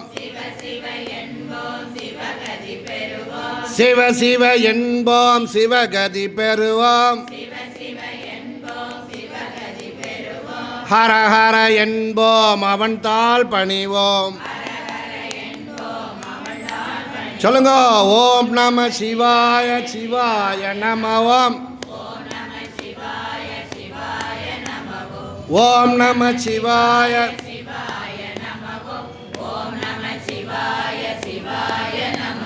சிவாய நம ஓம் அபாயம் யாவும் போம். சிவாய நம ஓம் அபாயம் யாவும் போம். அபாயம் யாவும் போம் உபாயம் அறிவோம். உபாயம் அறிவோ உள்ளமது தெளிவோம். உள்ளமது தெளிவோம் சிவாய நம ஓம். சொல்லுங்க. ஓம் நம சிவாய. ஓம் நம சிவாய. ஓம் நம சிவாய சிவாய. ஓம் நம சிவாய சிவாய நம ஓம். சிவ சிவ சிவ சிவ சிவாய நம ஓம். ஹர ஹர ஹர ஹர ஹராய நம ஓம். நம பார்வதி பதையே. தென்னாடுடைய சிவனே போற்றி. ஸ்ரீ மீனாட்சி அம்பாள் சமேத ஸ்ரீ சுந்தரேச பெருமான் திருவடிகள், விநாயகர் பெருமான் திருவடிகள், ஸ்ரீ முருகப்பெருமானுடைய திருவடிகள், ஸ்ரீ நடராஜ பெருமான் திருவடிகள். இந்த ஓம் நம சிவாய மந்திரம் ரொம்ப அற்புதமான மந்திரம். நம்முடைய எல்லா வினைகளையும் அப்படியே வேறறுத்து செல்லக்கூடிய ஒரு அற்புதமான மந்திரம். அதாவது விநாயகர் பெருமானை சொன்னாங்க வினைகளை வேறறுப்பவன் என்று. ஆனால் இந்த ஓம் நம சிவாய சொன்னால் அந்த வினைகளையே வர விடமாட்டான். விநாயகர் பெருமான் வினைகளை வந்த பிறகு வேறறுப்பார். இவர் நாம் எத்தனை நாம் ஒரு அறிந்தோ அறியாமலோ தெரிந்தோ தெரியாமலோ தவறு செய்தால் கூட அதெல்லாம் அந்த தீவினையாக கொண்டு வர மாட்டார் எம்பெருமான். இந்த ஓம் நம சிவாய மந்திரம் அப்படி. நான் சென்னையில் அந்த குரோம்பேட்டையில் குன்றத்தூன்னு ஒரு கோயில் அங்கே பேசினேன். அப்போ இந்த நாமாவளி சொன்னேன். கிட்டத்தட்ட 200 பேர் இருந்தாங்க. எல்லாம் மெய்மறந்து அவ்வளோ பேர் ஆடிப்பாடு. அதாவது இது வெட்கமே படக்கூடாது. நம்ம மற்றதுக்கெல்லாம் படமாட்டோங்க. அங்கே போய் சினிமா தேட்டரில் நிற்கான், அங்கே தெருவில் நிற்கான், சண்டை போடுறான், அடுத்தவனை பேசுகிறான், அதுக்கெல்லாம் வெட்கப்பட மாட்டாங்க. ஆனால் இறை நாமாவளி சொல்லதுக்கு சில பேர் கூச்சப்படுறாங்க. அதை நம்ம வாய்விட்டு சொல்லணும். மனசுக்குள்ளே லேசாக சொல்லாமல் நம்ம அந்த வார்த்தைகள் ஓம் நம சிவாயா என்று வாய்விட்டு வருகின்ற பொழுது இதயத்தினுடைய நுரையீரல் பகுதியிலிருந்து இதயத்திலிருந்து அந்த காற்றானது அதிகமாக வெளியேறுகிறது, திரும்ப அதிகமாக உட்கொள்கிறோம். அதனால் இதயத்துக்கு ரொம்ப நல்லது. நீங்கள் திருநண்ட ஊர்னு ஒரு ஊருக்கு சென்னை பக்கத்தில், அந்த சுவாமி பேர் இருதய ஈஸ்வரர். நீங்கள் இந்த பூசலார் நாயனார் வரலாறு தெரிஞ்சிருக்கும். உள்ளத்துக்குள்ளே கோயில் கட்டினார். கோயில் கட்ட கிராமத்தில் கேட்டு பார்த்தாரு, ஒருத்தரும் உதவி செய்யலை. இங்கே ஒரு முத்துக்குமார் இருந்தார், நல்லா அருமையாக ஒரு திரும்பாவையில் ஒரு 4 நாளைக்கு முன்னாடி தான் சொன்னேன். உடனே விறுவிறுன்னு ஆளை பிடிச்சார், ஏற்பாடு பண்ணார், கடகடன்னு முடிச்சிட்டார். ரொம்ப சிறப்பாக நடக்கும், கவலையப்படாதீங்க, 11-10 நாளும் சிறப்பாக நடத்திடுவோன்னு. அந்த மாதிரி அடியார் பெருமக்கள் கிடைக்கணும். அவர் பூசலார் போய் கேட்டார், ஒருத்தரும் பார்த்தார், இவர் ஒரு ஏழை அந்தனர், இவராவது கோயில் கட்டுறதாவதுன்னு சொல்லி அவர் ஏகனம் பேசினாங்க. அவர் சிவ ஆகம விதிகளை தெரிந்தவர், ஜோதிடக்கட வல்லுனர். அவர் மனசுக்குள்ளே கட்டினார், போங்கடா நானே கட்டிக்கிறேன்னு சொல்லி கோயில் மனசுக்குள்ளே எவ்வளவு கல் வேணும், எவ்வளோ இது வேணும், சுவாமி இப்படி இருக்கணும், கருவறை எப்படி அமையணும், அந்தவனை இந்த பக்கம் இருக்கணும், பைரவர் இந்த பக்கம் இருக்கணும், அவர் எல்லாம் மனசுக்குள்ளே கோயிலை கட்டினார். அவர் கோயிலை கட்டது கொஞ்ச நாள் ஆச்சு, உள்ளுக்குள்ளே கட்டிக்கிட்டு இருக்கார். தினமும் காலையில் எழுந்திரிச்சோடனே குளிச்சுட்டு நான் மந்திரத்தை சொல்லிவிட்டு அதுக்கப்புறம் மனசுக்குள்ளே 1 மணி நேரம் 3 மணி நேரம் உட்காந்து கோயிலுக்குள்ளே கொஞ்சம் கொஞ்சமாக கட்டுறாராம். அதே நேரத்தில் காஞ்சிபுரத்திலே நான் இந்த காடவர் கோமான் என்ற மன்னன் உண்மையிலே கோயிலை கட்டுறான். அவன் ஒரு கோயிலை கட்டிக்கிட்டு இருக்கான். 2 கோயிலும் ஒரே நேரத்தில் முடிச்சு போச்சு. கும்பாபிஷேகத்துக்கு நாள் குறிச்சாச்சு, 2 ஒரே நாளில் அமைஞ்சிட்டு. நீங்கள் இந்த செப்பறையில் கும்பாபிஷேகம் நடக்கும்போது சாலக்குமார் கோயிலையும் ஒரே நேரத்தில் கும்பாபிஷேகம். சில நேரத்தில் ஒன்று போல் வந்துடும். இங்கேயும் ஒன்று நடக்கும்போது ஒன்று போல் சொக்கநாதர் கோயில் இங்கே வரும்போது கூட நான் அந்த நேர்மவர்ணனைக்கு இங்கேயும் சொல்லியிருந்தாங்க. அங்கேயும் வந்து அப்புறம் அங்கே தான் நேரம் ஆகிட்டு, அதுக்கப்புறம் முடிஞ்ச பிறகு தான் இங்கே வந்தேன். அங்கே சொக்கநாதர் கோயிலில் அந்த கும்பாபிஷேகம் நேர்முகவர்ணனை பேசினேன். அங்கே ஒரே நேரம்லாம் சில நேரத்தில் நம்ம அமைஞ்சிடும், அதை பற்றி இல்லை. அந்த மாதிரி மன்னன் கட்டின கோயிலே ஒரு உள்ளத்துக்குள்ளே கட்டின ஒரே டேட்டில் வந்துட்டு இறைவன் பார்த்தார், சிவபெருமான் பார்த்தார். நாள் ராத்திரியே மன்னன் கனவுல போய் சொன்னார், உன் கும்பாபிஷேகத்தை இன்னொரு நாளைக்கு வச்சுக்கப்பா, நாளைக்கு நான் ஒன்றும் இல்லை, இன்னொரு நாளைக்கு உன் கும்பாபிஷேகத்தை மாற்றி வச்சுக்கோ, இப்போதைக்கு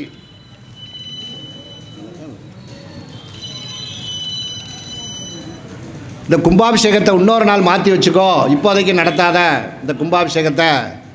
ஏன்னா பூசலார்னு ஒருத்தர் கோயில் கட்டியிருக்காரு, அந்த கோயிலுக்கு நான் கும்பாபிஷேகத்துக்கு போகிறேன் அப்படின்ட்டார். அப்போ மன்னன் பார்த்தார், ஏப்பா நம்ம எவ்வளோ ஒரு இது வச்சுருக்கோம், படைபலம் வச்சுருக்கோம், இதெல்லாம் வச்சுருக்கோம், இப்படி இருந்த நாம் கோயிலுக்கு இறைவன் வராமல் யாரோ போகிறார, அப்போ அவங்களாம் அவனுக்கு மன்னனுக்கு பொறாமை இல்லை. உடனே அந்த அடியாரை போய் பார்க்கணும், நம்ம கும்பாபிஷேகத்தை விட்டுட்டு அந்த கும்பாபிஷேகத்துக்கு இறைவன் போகிறாருன்னு நேராக அங்கே போனார். திருநண்டவருக்கு போய் கேட்குறாரு, எல்லாத்தையும் கேட்காரு. ஒருத்தர் இங்கேயா கோயிலாக யாரும் கட்டலைங்கார். அப்புறம் பூசலார் யாருன்னா அவர் ஒரு அடியார், அதோ அந்த அக்ரஹாரத்தில் கடைசி வீட்டில் குடியிருக்காருன்னா. உடனே அங்கே போய் பார்த்தார். அப்போ தான் அவருடைய கும்பாபிஷேகத்தை எல்லாம் முடிச்சுட்டு இருக்கார். இவர் போய் அந்த அடியார் பார்க்கார். அடியார் தியானத்தில் இருக்கார். அவர் இதே நெஞ்சு பகுதியில் அந்த கும்பாபிஷேக காட்சியை மன்னன் பார்க்குறான். உடனே நெடுஞ்சான் கிடையாக விழுந்து வணங்கினான். என்னை காட்டில் நீங்கள் எவ்வளோ உயர்ந்தவங்க, நீங்கள் உள்ளத்துக்குள்ளே கோயில் கட்டியிருக்கீங்க அப்படின்னு. அந்த பூசலார் இருக்கிற கோயில் தான் அந்த திருநண்டவூர். அந்த சிவலிங்கம் பக்கத்திலே முதல்ல வந்து பூசலார் சிலை வெளியே இருந்தது.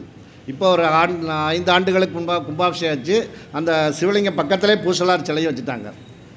அதை எப்படின்னா, அந்த மன்னன் அதுக்கப்புறம் இந்த பூசலார் எப்படி உள்ளத்துக்குள்ளே கட்டினாரோ அதே கோயிலை அந்த மன்னன் பிரிந்து அந்த ஊரில் கட்டி கொடுத்தான்.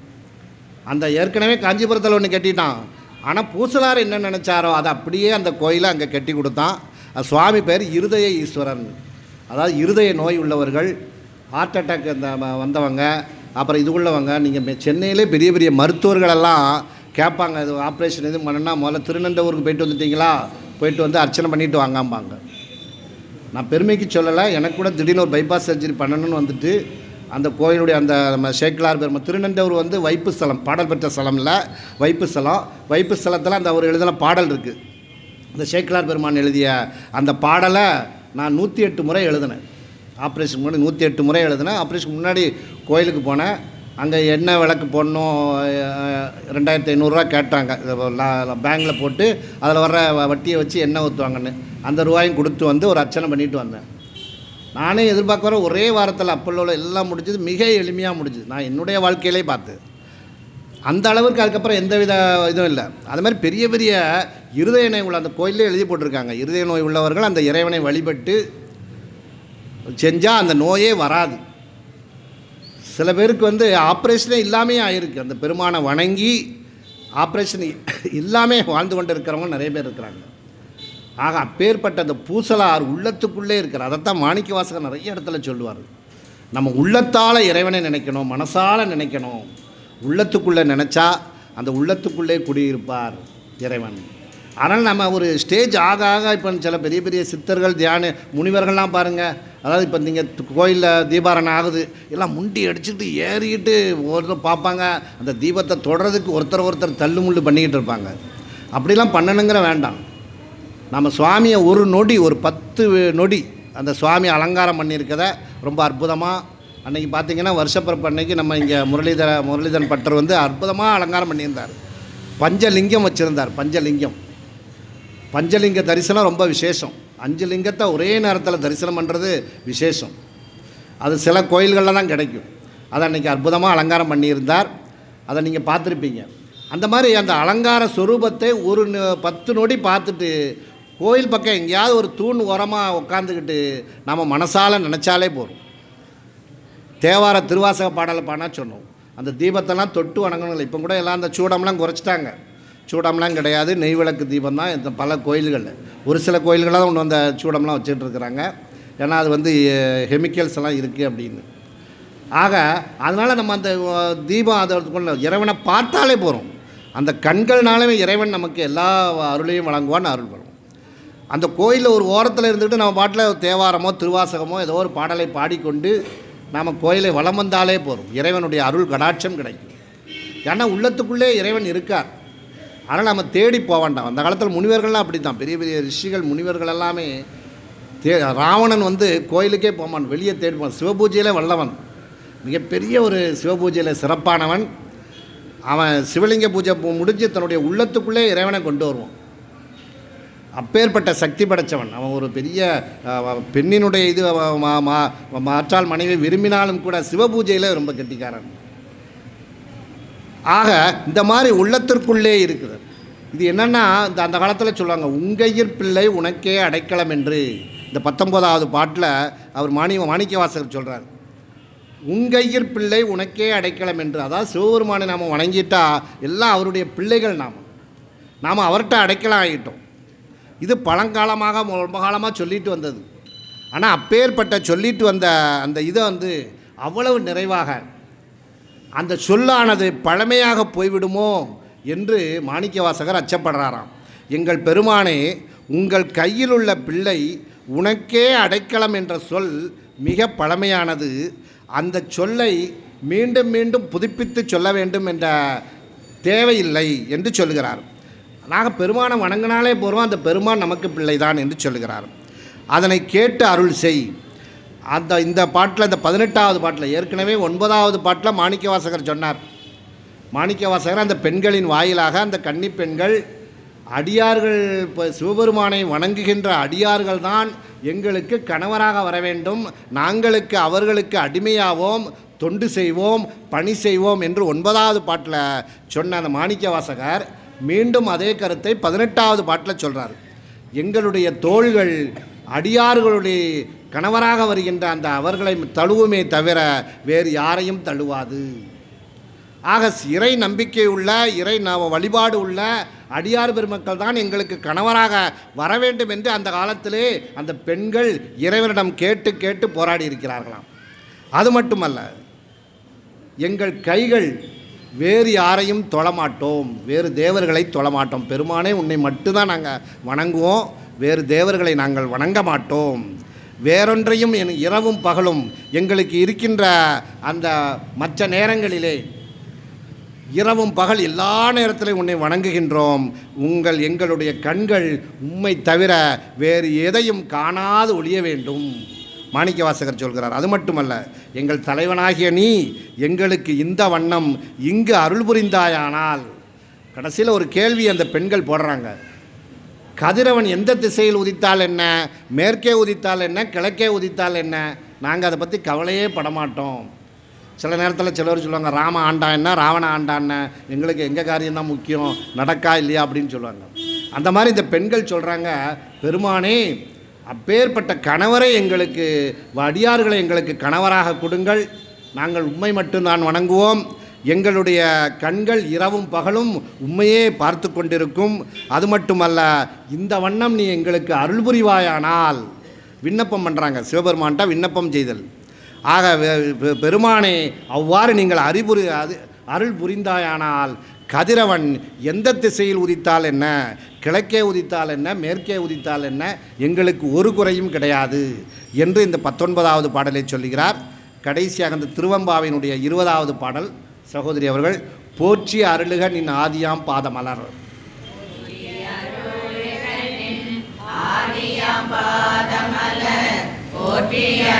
10 நிமிஷம் படிக்கலாமா?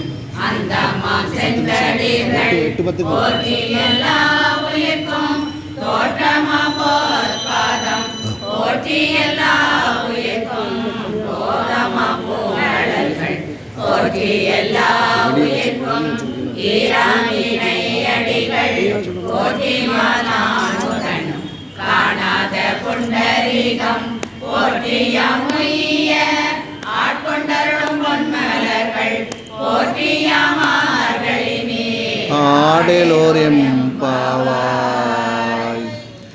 அதாவது இந்த பாடலில் 20வது பாடல் இறுதி பாடல் திருவம்பாவிலே அந்த இறைவனுடைய திருவடிகளை போற்றி போற்றி போற்றி என்று பாடுகிறார். நாவுக்கரசு பெருமான் பாடுவார், வேற்றாகி விண்ணாகி நின்றாய் போற்றி என்று.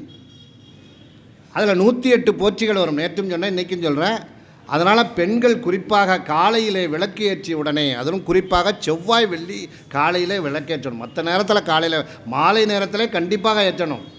ஏன்னா வீட்டில் விளக்கு எரிஞ்சால் தான் மகாலட்சுமி உள்ளே வருவா.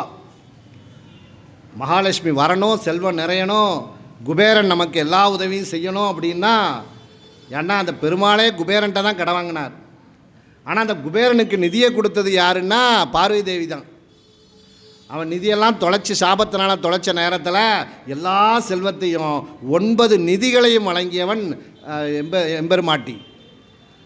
அதனால் அந்த பெருமாட்டியை நாம் வணங்க வேண்டும். அந்த மகாலட்சுமி வரணுன்னா விளக்கு ஏற்றணும். நீங்கள் விளக்கு ஏற்றினாலே பார்வதி தேவியை வணங்கியாச்சுன்னு அர்த்தம். அந்த பார்வதி தேவி வணங்கியாச்சுன்னா மகாலட்சுமி ஆட்டோமேட்டிக்காக உள்ளே வருவான். இந்த விளக்கு ஏற்றணுன்னு நிறை வருது. சில பேர் கோயிலில் சும்மா கண்ட இடத்துலலாம் விளக்கு ஏற்றணும், அப்படி ஏற்றக்கூடாது. அடுத்தது இன்னொன்று என்னென்னா, விளக்கில் இருக்கிற எண்ணெய் கீழே சிந்தக்கூடாது.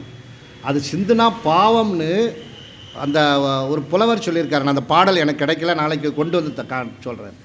அந்த எண்ணெய் நாம் விளக்கு வைக்கிறோம், விளக்கு வச்சுட்டு அதுலேருந்து எண்ணெய் தரையில் சிந்துனா, அந்த சன்னதி முன்பாகவோ இல்லாமவோ அதில் கீழே சிந்துனா அது யார் பொருத்தி வச்சாங்களோ அவங்களுக்கு அது ஒரு பாவம். அப்போ அது புண்ணியமே கிடைக்காம போயிடும். விளக்கேற்றுறதே புண்ணியத்துக்கு தான். ஆக விளக்கேற்றதே புண்ணியமாக இருக்கின்ற பொழுது ஆக விளக்கேற்றுகின்ற அந்த புண்ணியம் கிடைக்காது. இல்லைன்னு சொன்னால் கையில் ஒரு துணி வச்சுக்கணும். நீங்கள் அந்த ஒரு அதுக்குன்னு ஒரு தட்டு வச்சுருப்பாங்க, ட்ரே வச்சுருப்பாங்க. அந்த ட்ரேயில் தான் விளக்கு ஏற்றணும். சில பேர் பார்த்திங்கன்னா பெரிய கும்பாபிஷேகம் இருக்கும், பளிங்கு தரையெல்லாம் போட்டிருப்பாங்க. நாங்கள் அம்பாளுக்கு விளக்கு ஏற்றுறோம், எலுமிச்சம்பழக்கு விளக்கு ஏற்றுறோன்ட்டு எலுமிச்சம்பழத்தை நினச்சுவாங்க 2ஆக நறுக்கி அதை இப்படி மடக்கி ஒரு மடக்கினோன்னா அதில் சாறு பூரா அந்த பளிங்கு தரையில் விடும். அந்த எலுமிச்சம்பழத்துக்கு பெரிய கெமிக்கல் உண்டு. பெரிய பளிங்கு தரையை கூட கீறல் விழ வச்சிடும். அப்போ நீங்கள் கோயிலுக்கு மாபாதகம் செய்கிறீங்க. விளக்கு ஏற்றுங்க, வேண்டாங்களே. விளக்கு எலுமிச்சம்பழக்கு ஏற்றுனா எலுமிச்சம்பழத்தை கொண்டு வந்து நறுக்கி தனியாக ஒரு டம்ளரில் நல்லா புழிஞ்சிட்டு அதுக்கப்புறம் நல்லா அதை வச்சு அதில் எண்ணெய் ஊற்றி திரி போட்டு நல்லெண்ணெயோ இல்லை அந்த 5 எண்ணெய்கள் சேர்ந்து உள்ள எண்ணெயோ இல்லை நெய்யோ ஊற்றி அதை தெய்வத்தை பொருத்தணும். அதே மாதிரி எதுக்கு ஒவ்வொரு கோயிலும் இப்போ ட்ரே வச்சுருக்காங்க, அந்த ட்ரேக்குள்ளே வைக்கணும். நீங்கள் நம்ம சன்னதிக்கு முன்னாடி அடுத்தால சில பேர் பார்ப்பாங்க. சில பேர் கோயிலில் இப்போ இந்த நவக்கிரகங்களுக்கெல்லாம் இவங்களே விளக்க பொருத்திட்டு அப்படியே காட்டுவாங்க. அப்படி காட்டவே கூடாது. கற்சிலைகளுக்கு சிவாச்சாரியார்கள் மட்டும்தான் தீபம் காட்டணும். நாம் வணங்கலாம், விளக்கு ஏற்றி பக்கத்தில் அதுக்கு ஏற்றாப்பில் உள்ள ட்ரேயில் வச்சலாம் விளக்கு. அதை பொருத்தி வச்சாலே போகும். பொருத்தி வச்சாலே அந்த நவக்கிரகங்கள் அந்த இதை சமர்ப்பணம் பண்ணுறோன்னு அர்த்தம். அதனால் சுவாமிக்கு அதை நம்ம காட்டணுங்கிற தேவை. நம்ம வீட்டில் காட்டலாம், வீட்டில் திருவிளக்கு காட்டலாம், படங்களுக்கு காட்டலாம். அந்த கற்சிலைகளுக்கு கும்பாபிஷேகம் செய்யப்பட்ட அந்த கற்சிலைகள் அந்த இதுக்கு போகிறோம், அவங்க தான் முக்கியம். சிவாச்சாரியார் பெருமக்கள் தான் காட்டக்கூடிய வல்லமை பெற்றவர்கள், சக்தி படைத்தவர்கள். அதனால் விளக்கு ஏற்றலாம். அந்த ட்ரேயில் வைங்க, அந்த ட்ரேயில் விளக்கு வைங்க. அந்த ட்ரேயில் கூட எண்ணெய் சிந்தினா அந்த துணியை வச்சு துடைச்சிருங்க. உண்மையிலே அப்படி சிந்திய எண்ணெயை யார் துடைக்கிறார்களோ அவர்களுக்கு பெரும் புண்ணியம்னு சொல்லியிருக்கான். அதான் அந்த காலத்தில் சொல்லியிருக்கான், மண்ணால் ஒரு கோயில் கட்டினா அவன் 50 வருஷம் இருப்பானான். அடுத்தது கல்லுனால் செங்கல்னால் மட்டும் கட்டினா அவன் 100 ஆண்டு இருப்பானான். அதே போல் கருங்கல்லினாலே யார் கட்டுகிறார்களோ அவர்கள் 150 ஆண்டுகள் இறைவனோடு ஐக்கியமாக முக்தி அடைந்து இருப்பார்கள் என்று சொல்லியிருக்கிறான். ஆக ஒரு கோயிலை கட்டினா கோயிலை கட்டுறவங்களுக்கு உதவி செய்கிறது, நன்கொடை கொடுக்கறது, எல்லாத்துக்கும் அந்த புண்ணியம் சேரும். அதை மாதிரி இந்த விளக்கேற்றுக்கிற ஒவ்வொருக்கும் அந்த காலத்தில் சான்றோர்கள் சொல்லியிருக்கிறாங்க. விளக்கை இதில் ஏற்றக்கூடாது, கண்ணில் ஏற்றக்கூடாது. அதே மாதிரி அதுக்குன்னு உரிய இடத்துல அந்த ட்ரேயில் வச்சு ஏற்றுங்க, எண்ணெய் சிந்தாமல் இருக்கும். நீங்கள் தென்காசி கோயிலில் ஒரு கல்வெட்டு இருக்குது. அதில் பாண்டிய மன்னன் எழுதி வச்சுருக்கான். கோயிலை கட்டி கும்பாபிஷேகம் போது பண்ணி முடித்தோடனே, இந்த திருக்கோயிலிருந்து ஏதாவது ஒரு செங்கல் கீழே உதிருமானால், ஒரு கல் ஏதாவது கீழே விழுந்து உதிருமானால், அந்த கல்லியை மீண்டும் அந்த இடத்துல வைத்து எவனொருவன் பூசுகிறானோ அவனுடைய திருவடிகளில் இன்றே நான் விழுந்து வணங்குகிறேன் என்று அந்த காலத்திலே மன்னன் எழுதி வச்சுருக்கான். அதுமாதிரி கோயிலுக்குள்ளே பாருங்கள், லேசாக ஒட்டடம் இருக்குது, அதை தொடச்சாலே போதும். ஏன்னா சுத்தம் எங்கே இருக்கிறதோ அங்கே இறைவன் இருப்பான், அமைதி எங்கே இருக்கிறதோ அங்கே இறைவன் இருப்பான். இந்த அமைதியும் சுத்தமும் கோயிலுக்கு ரொம்ப தேவை. அதனால் பூஜை பண்ணுற நேரங்களில் அதிகமாக பேசக்கூடாது. அப்படி பேசணுன்னா வெளியே தள்ளி போய் பேசிடணும். இந்த சுத்தமும் அமைதி இருந்தாலே இறையருள் நிறைய கிடைக்கும், கோயிலுக்கும் வைப்ரேஷன் ஆகும். அதை மாதிரி கும்பாபிஷேகமான கோயில்களை பாதுகாக்க வேண்டியது பெண்கள் பொது. திருவிளக்கு பூஜை நடத்துறது, இந்த மாதிரி இந்த சகோதரி நிறைய பார்த்துருக்கேங்க. திருவாசகங்கள்லாம் படிக்காங்க. அவங்க படிக்க அவங்களுக்கும் நல்லது, கோயிலுக்கு நல்லது. ஏன்னா கோயிலில் அந்த வைப்ரேஷன் ஏன்னா எல்லோரும் நல்ல எண்ணத்தோடு கோயிலுக்கு வரமாட்டாங்க. சில பேர் தீய எண்ணங்களோட வேறு சிந்தனையோடு வருவாங்க. அப்பேற்பட்ட வர்றவங்களுடைய தீவினையினால் கோயிலுடைய குற்றம் மாசுபடும். அதனால தான் 12 ஆண்டுகளுக்கு ஒரு முறை கும்பாபிஷேகம் பண்ணணும்னு சொல்லியிருக்கான். ஏதாவது தீட்டு நமக்கு அறியாமல் தீட்டு நடைபெற்றிருக்கும். அப்போ நினச்சின்னு இந்த மாதிரி தேவாரம் திருவாசகம் பாடல்களை பாட பாட பாட அந்த தீட்டெல்லாம் கழிஞ்சிடும். அதுக்கு நம்ம பரிகாரம் செய்ய வேண்டிய தேவையில்லை. இந்த திருமுறைகளை பாடினாலே போகும். திருமுறைகள் பாடினாலே அந்த இது எல்லாமே அமைதியாயிரும். அப்பேற்பட்ட திருக்கோயில்களை கட்டி காப்பது நமது கடமை. இந்த போற்றி அருளுக ஆதியாம் பாத மலர், அதாவது இறைவனுடைய அந்த பாத மலர்களை ஒத்த மலர் கொண்டு போற்றி புகழ்ந்து பாடுகிறோம். அந்தமாம் செந்தளிர்கள், அதாவது முதல் பாட்டில் சொன்னார், ஆதியும் அந்தமும் இல்லாதவன், முதலும் முடிவும் இல்லாதவன். ஆனால் அந்த முதலும் முடிவும் உடையவனாக இருப்பவனும் அவன்தான், தொடங்கி வைப்பவனும் அவன்தான், முடித்து வைப்பவனும் அவன்தான். ஆதியும் அந்தமும் இல்லாதவன் சிவபெருமான். ஆனால் நமக்கு ஆதியும் அந்தத்தை வழங்குபவன் அவன்தான், நம்முடைய முடிவை கொண்டு வருகிறவனும் அவன்தான்.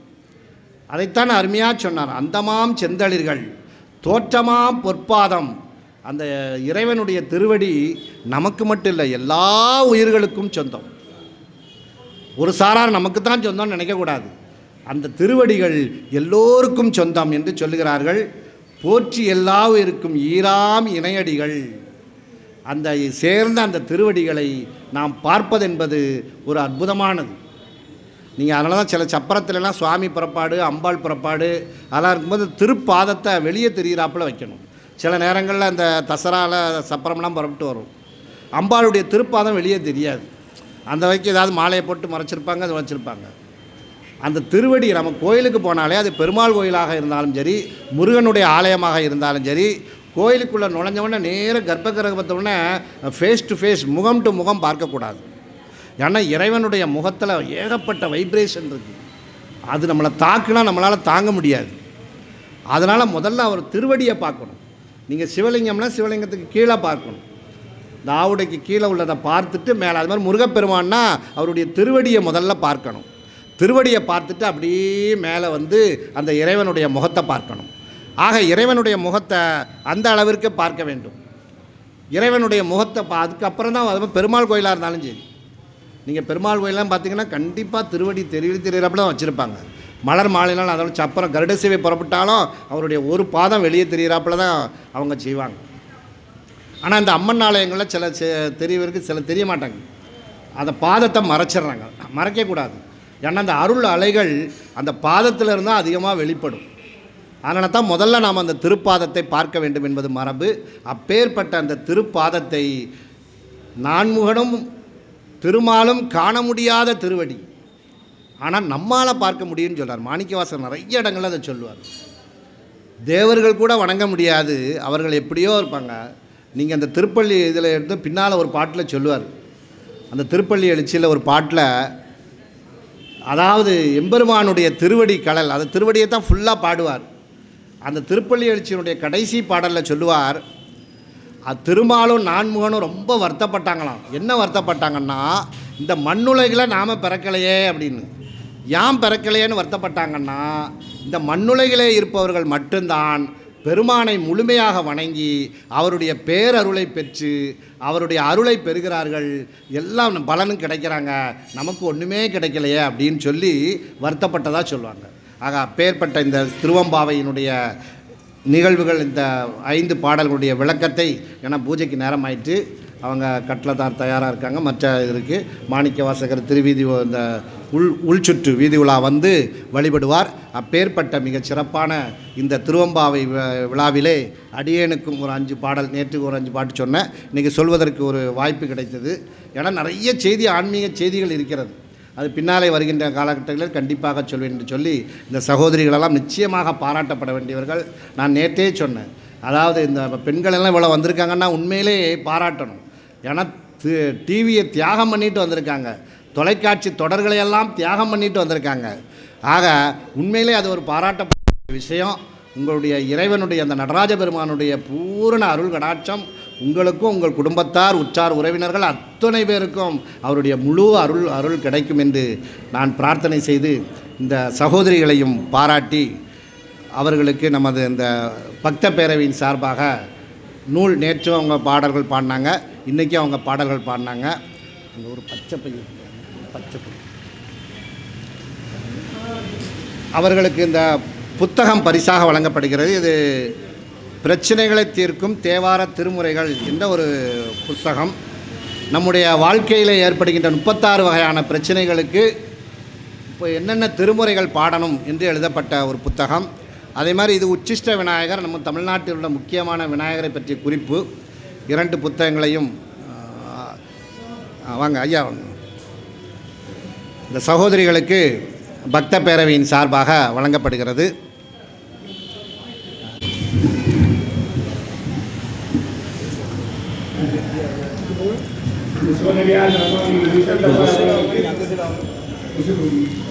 நீங்கள் சொல்லுங்க.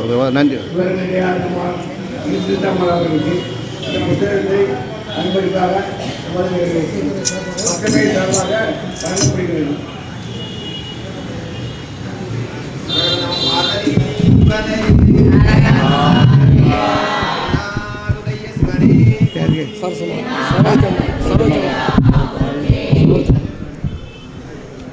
இந்த கோயிலில் அல்லும் பகலுமாக இடைவிடாது ஒளிபரப்பு பாடுபட்டு வரும் திரு சரஸ்வதி அம்மாள் அவர்களுக்கு இந்த புத்தகத்தை அன்பளிப்பாக வழங்குகிறேன்.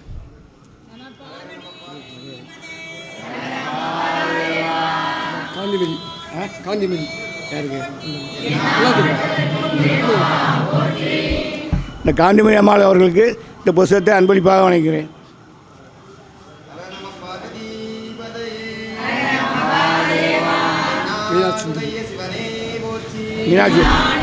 மீனாட்சி சுந்தரி அம்மாள் அவர்களுக்கு இந்த புத்தகத்தை அன்பளிப்பாக வழங்கப்படுகிறது.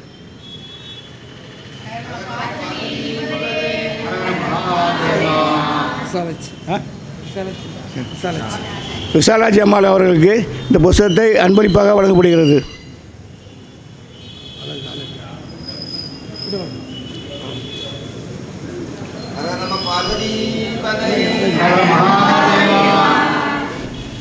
இந்த கோயில் விளக்கு பூசை எது இடைவிடாது பாடுபடும் அழகம்மாள் அவர்களுக்கு இந்த புத்தகத்தை அன்பளிப்பாக அழைகிறது. குரலும் அப்படி கணீர்னு இருக்கும். அதாவது கோயிலுக்கு வர சகோதரிகளையும் பாராட்டணும், அவங்களுக்கும் ஒரு முக்கியம் கொடுக்கணும். ஏன்னா உள்ளூர் ஆட்கள் இருந்தால் தான் பாக்கியம் கிடைக்கும்.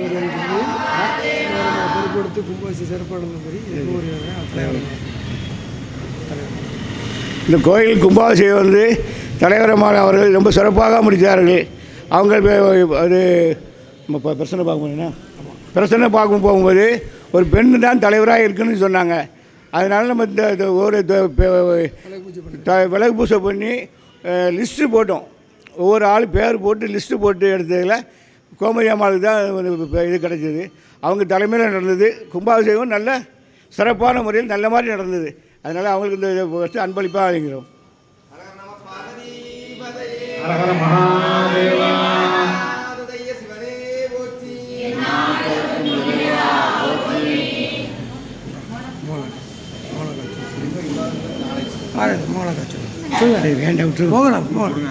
சொல்லுங்க. மோகனம்மாள் அவருக்கு புத்தகத்தை அன்பளிப்பாக வழங்கப்படுகிறது.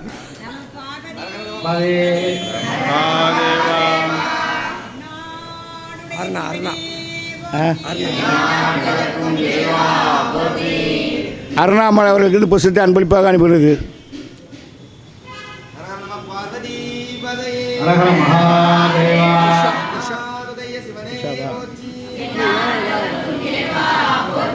இல்லை வேகனே இருக்கட்டும். உஷாவா உஷாமாள் அவர்களுக்கு இந்த புத்தகத்தை அன்பளிப்பாக வழங்கப்படுகிறது.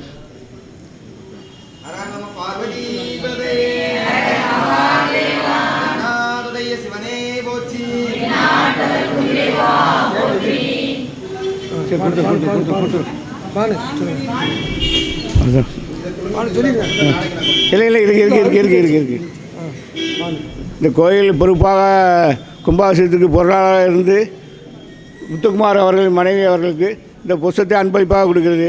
முத்துக்குமார் மனைவி அம்மா அவர்களுக்கு இந்த புத்தகத்தை அவங்க வந்து இந்த கோயிலில் வந்து சடையாமல் வேலை பார்க்கறதுல அவங்க ஒரு ஆள். எப்படின்னு கேட்டால் இந்த விளக்கு பூசை விளக்கு விளக்கணும், கோயில் பாத்திரங்கள் விளக்கணும், இந்த கோயில் திருவாட்சிகள் விளக்கணும்.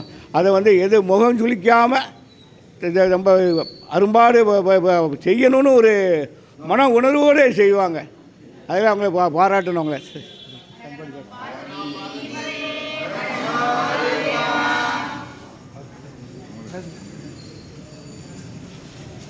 சொல்கிறோம் சிறப்பாக வந்து நடத்தி தந்ததுக்கு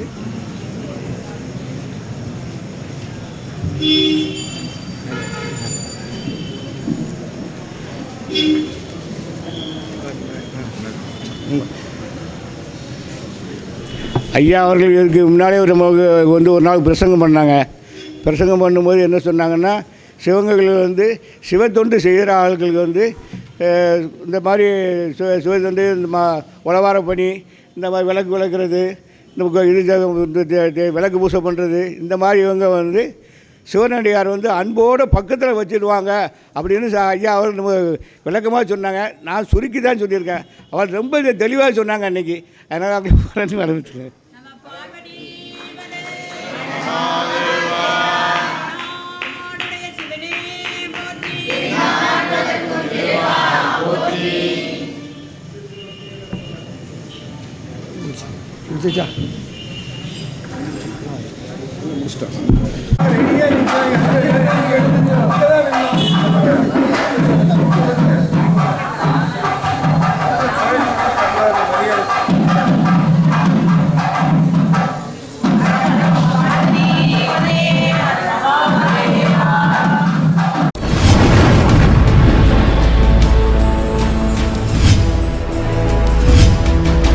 நீங்கள் பார்த்துக் கொண்டிருப்பது உங்கள் கதிர் டிவி.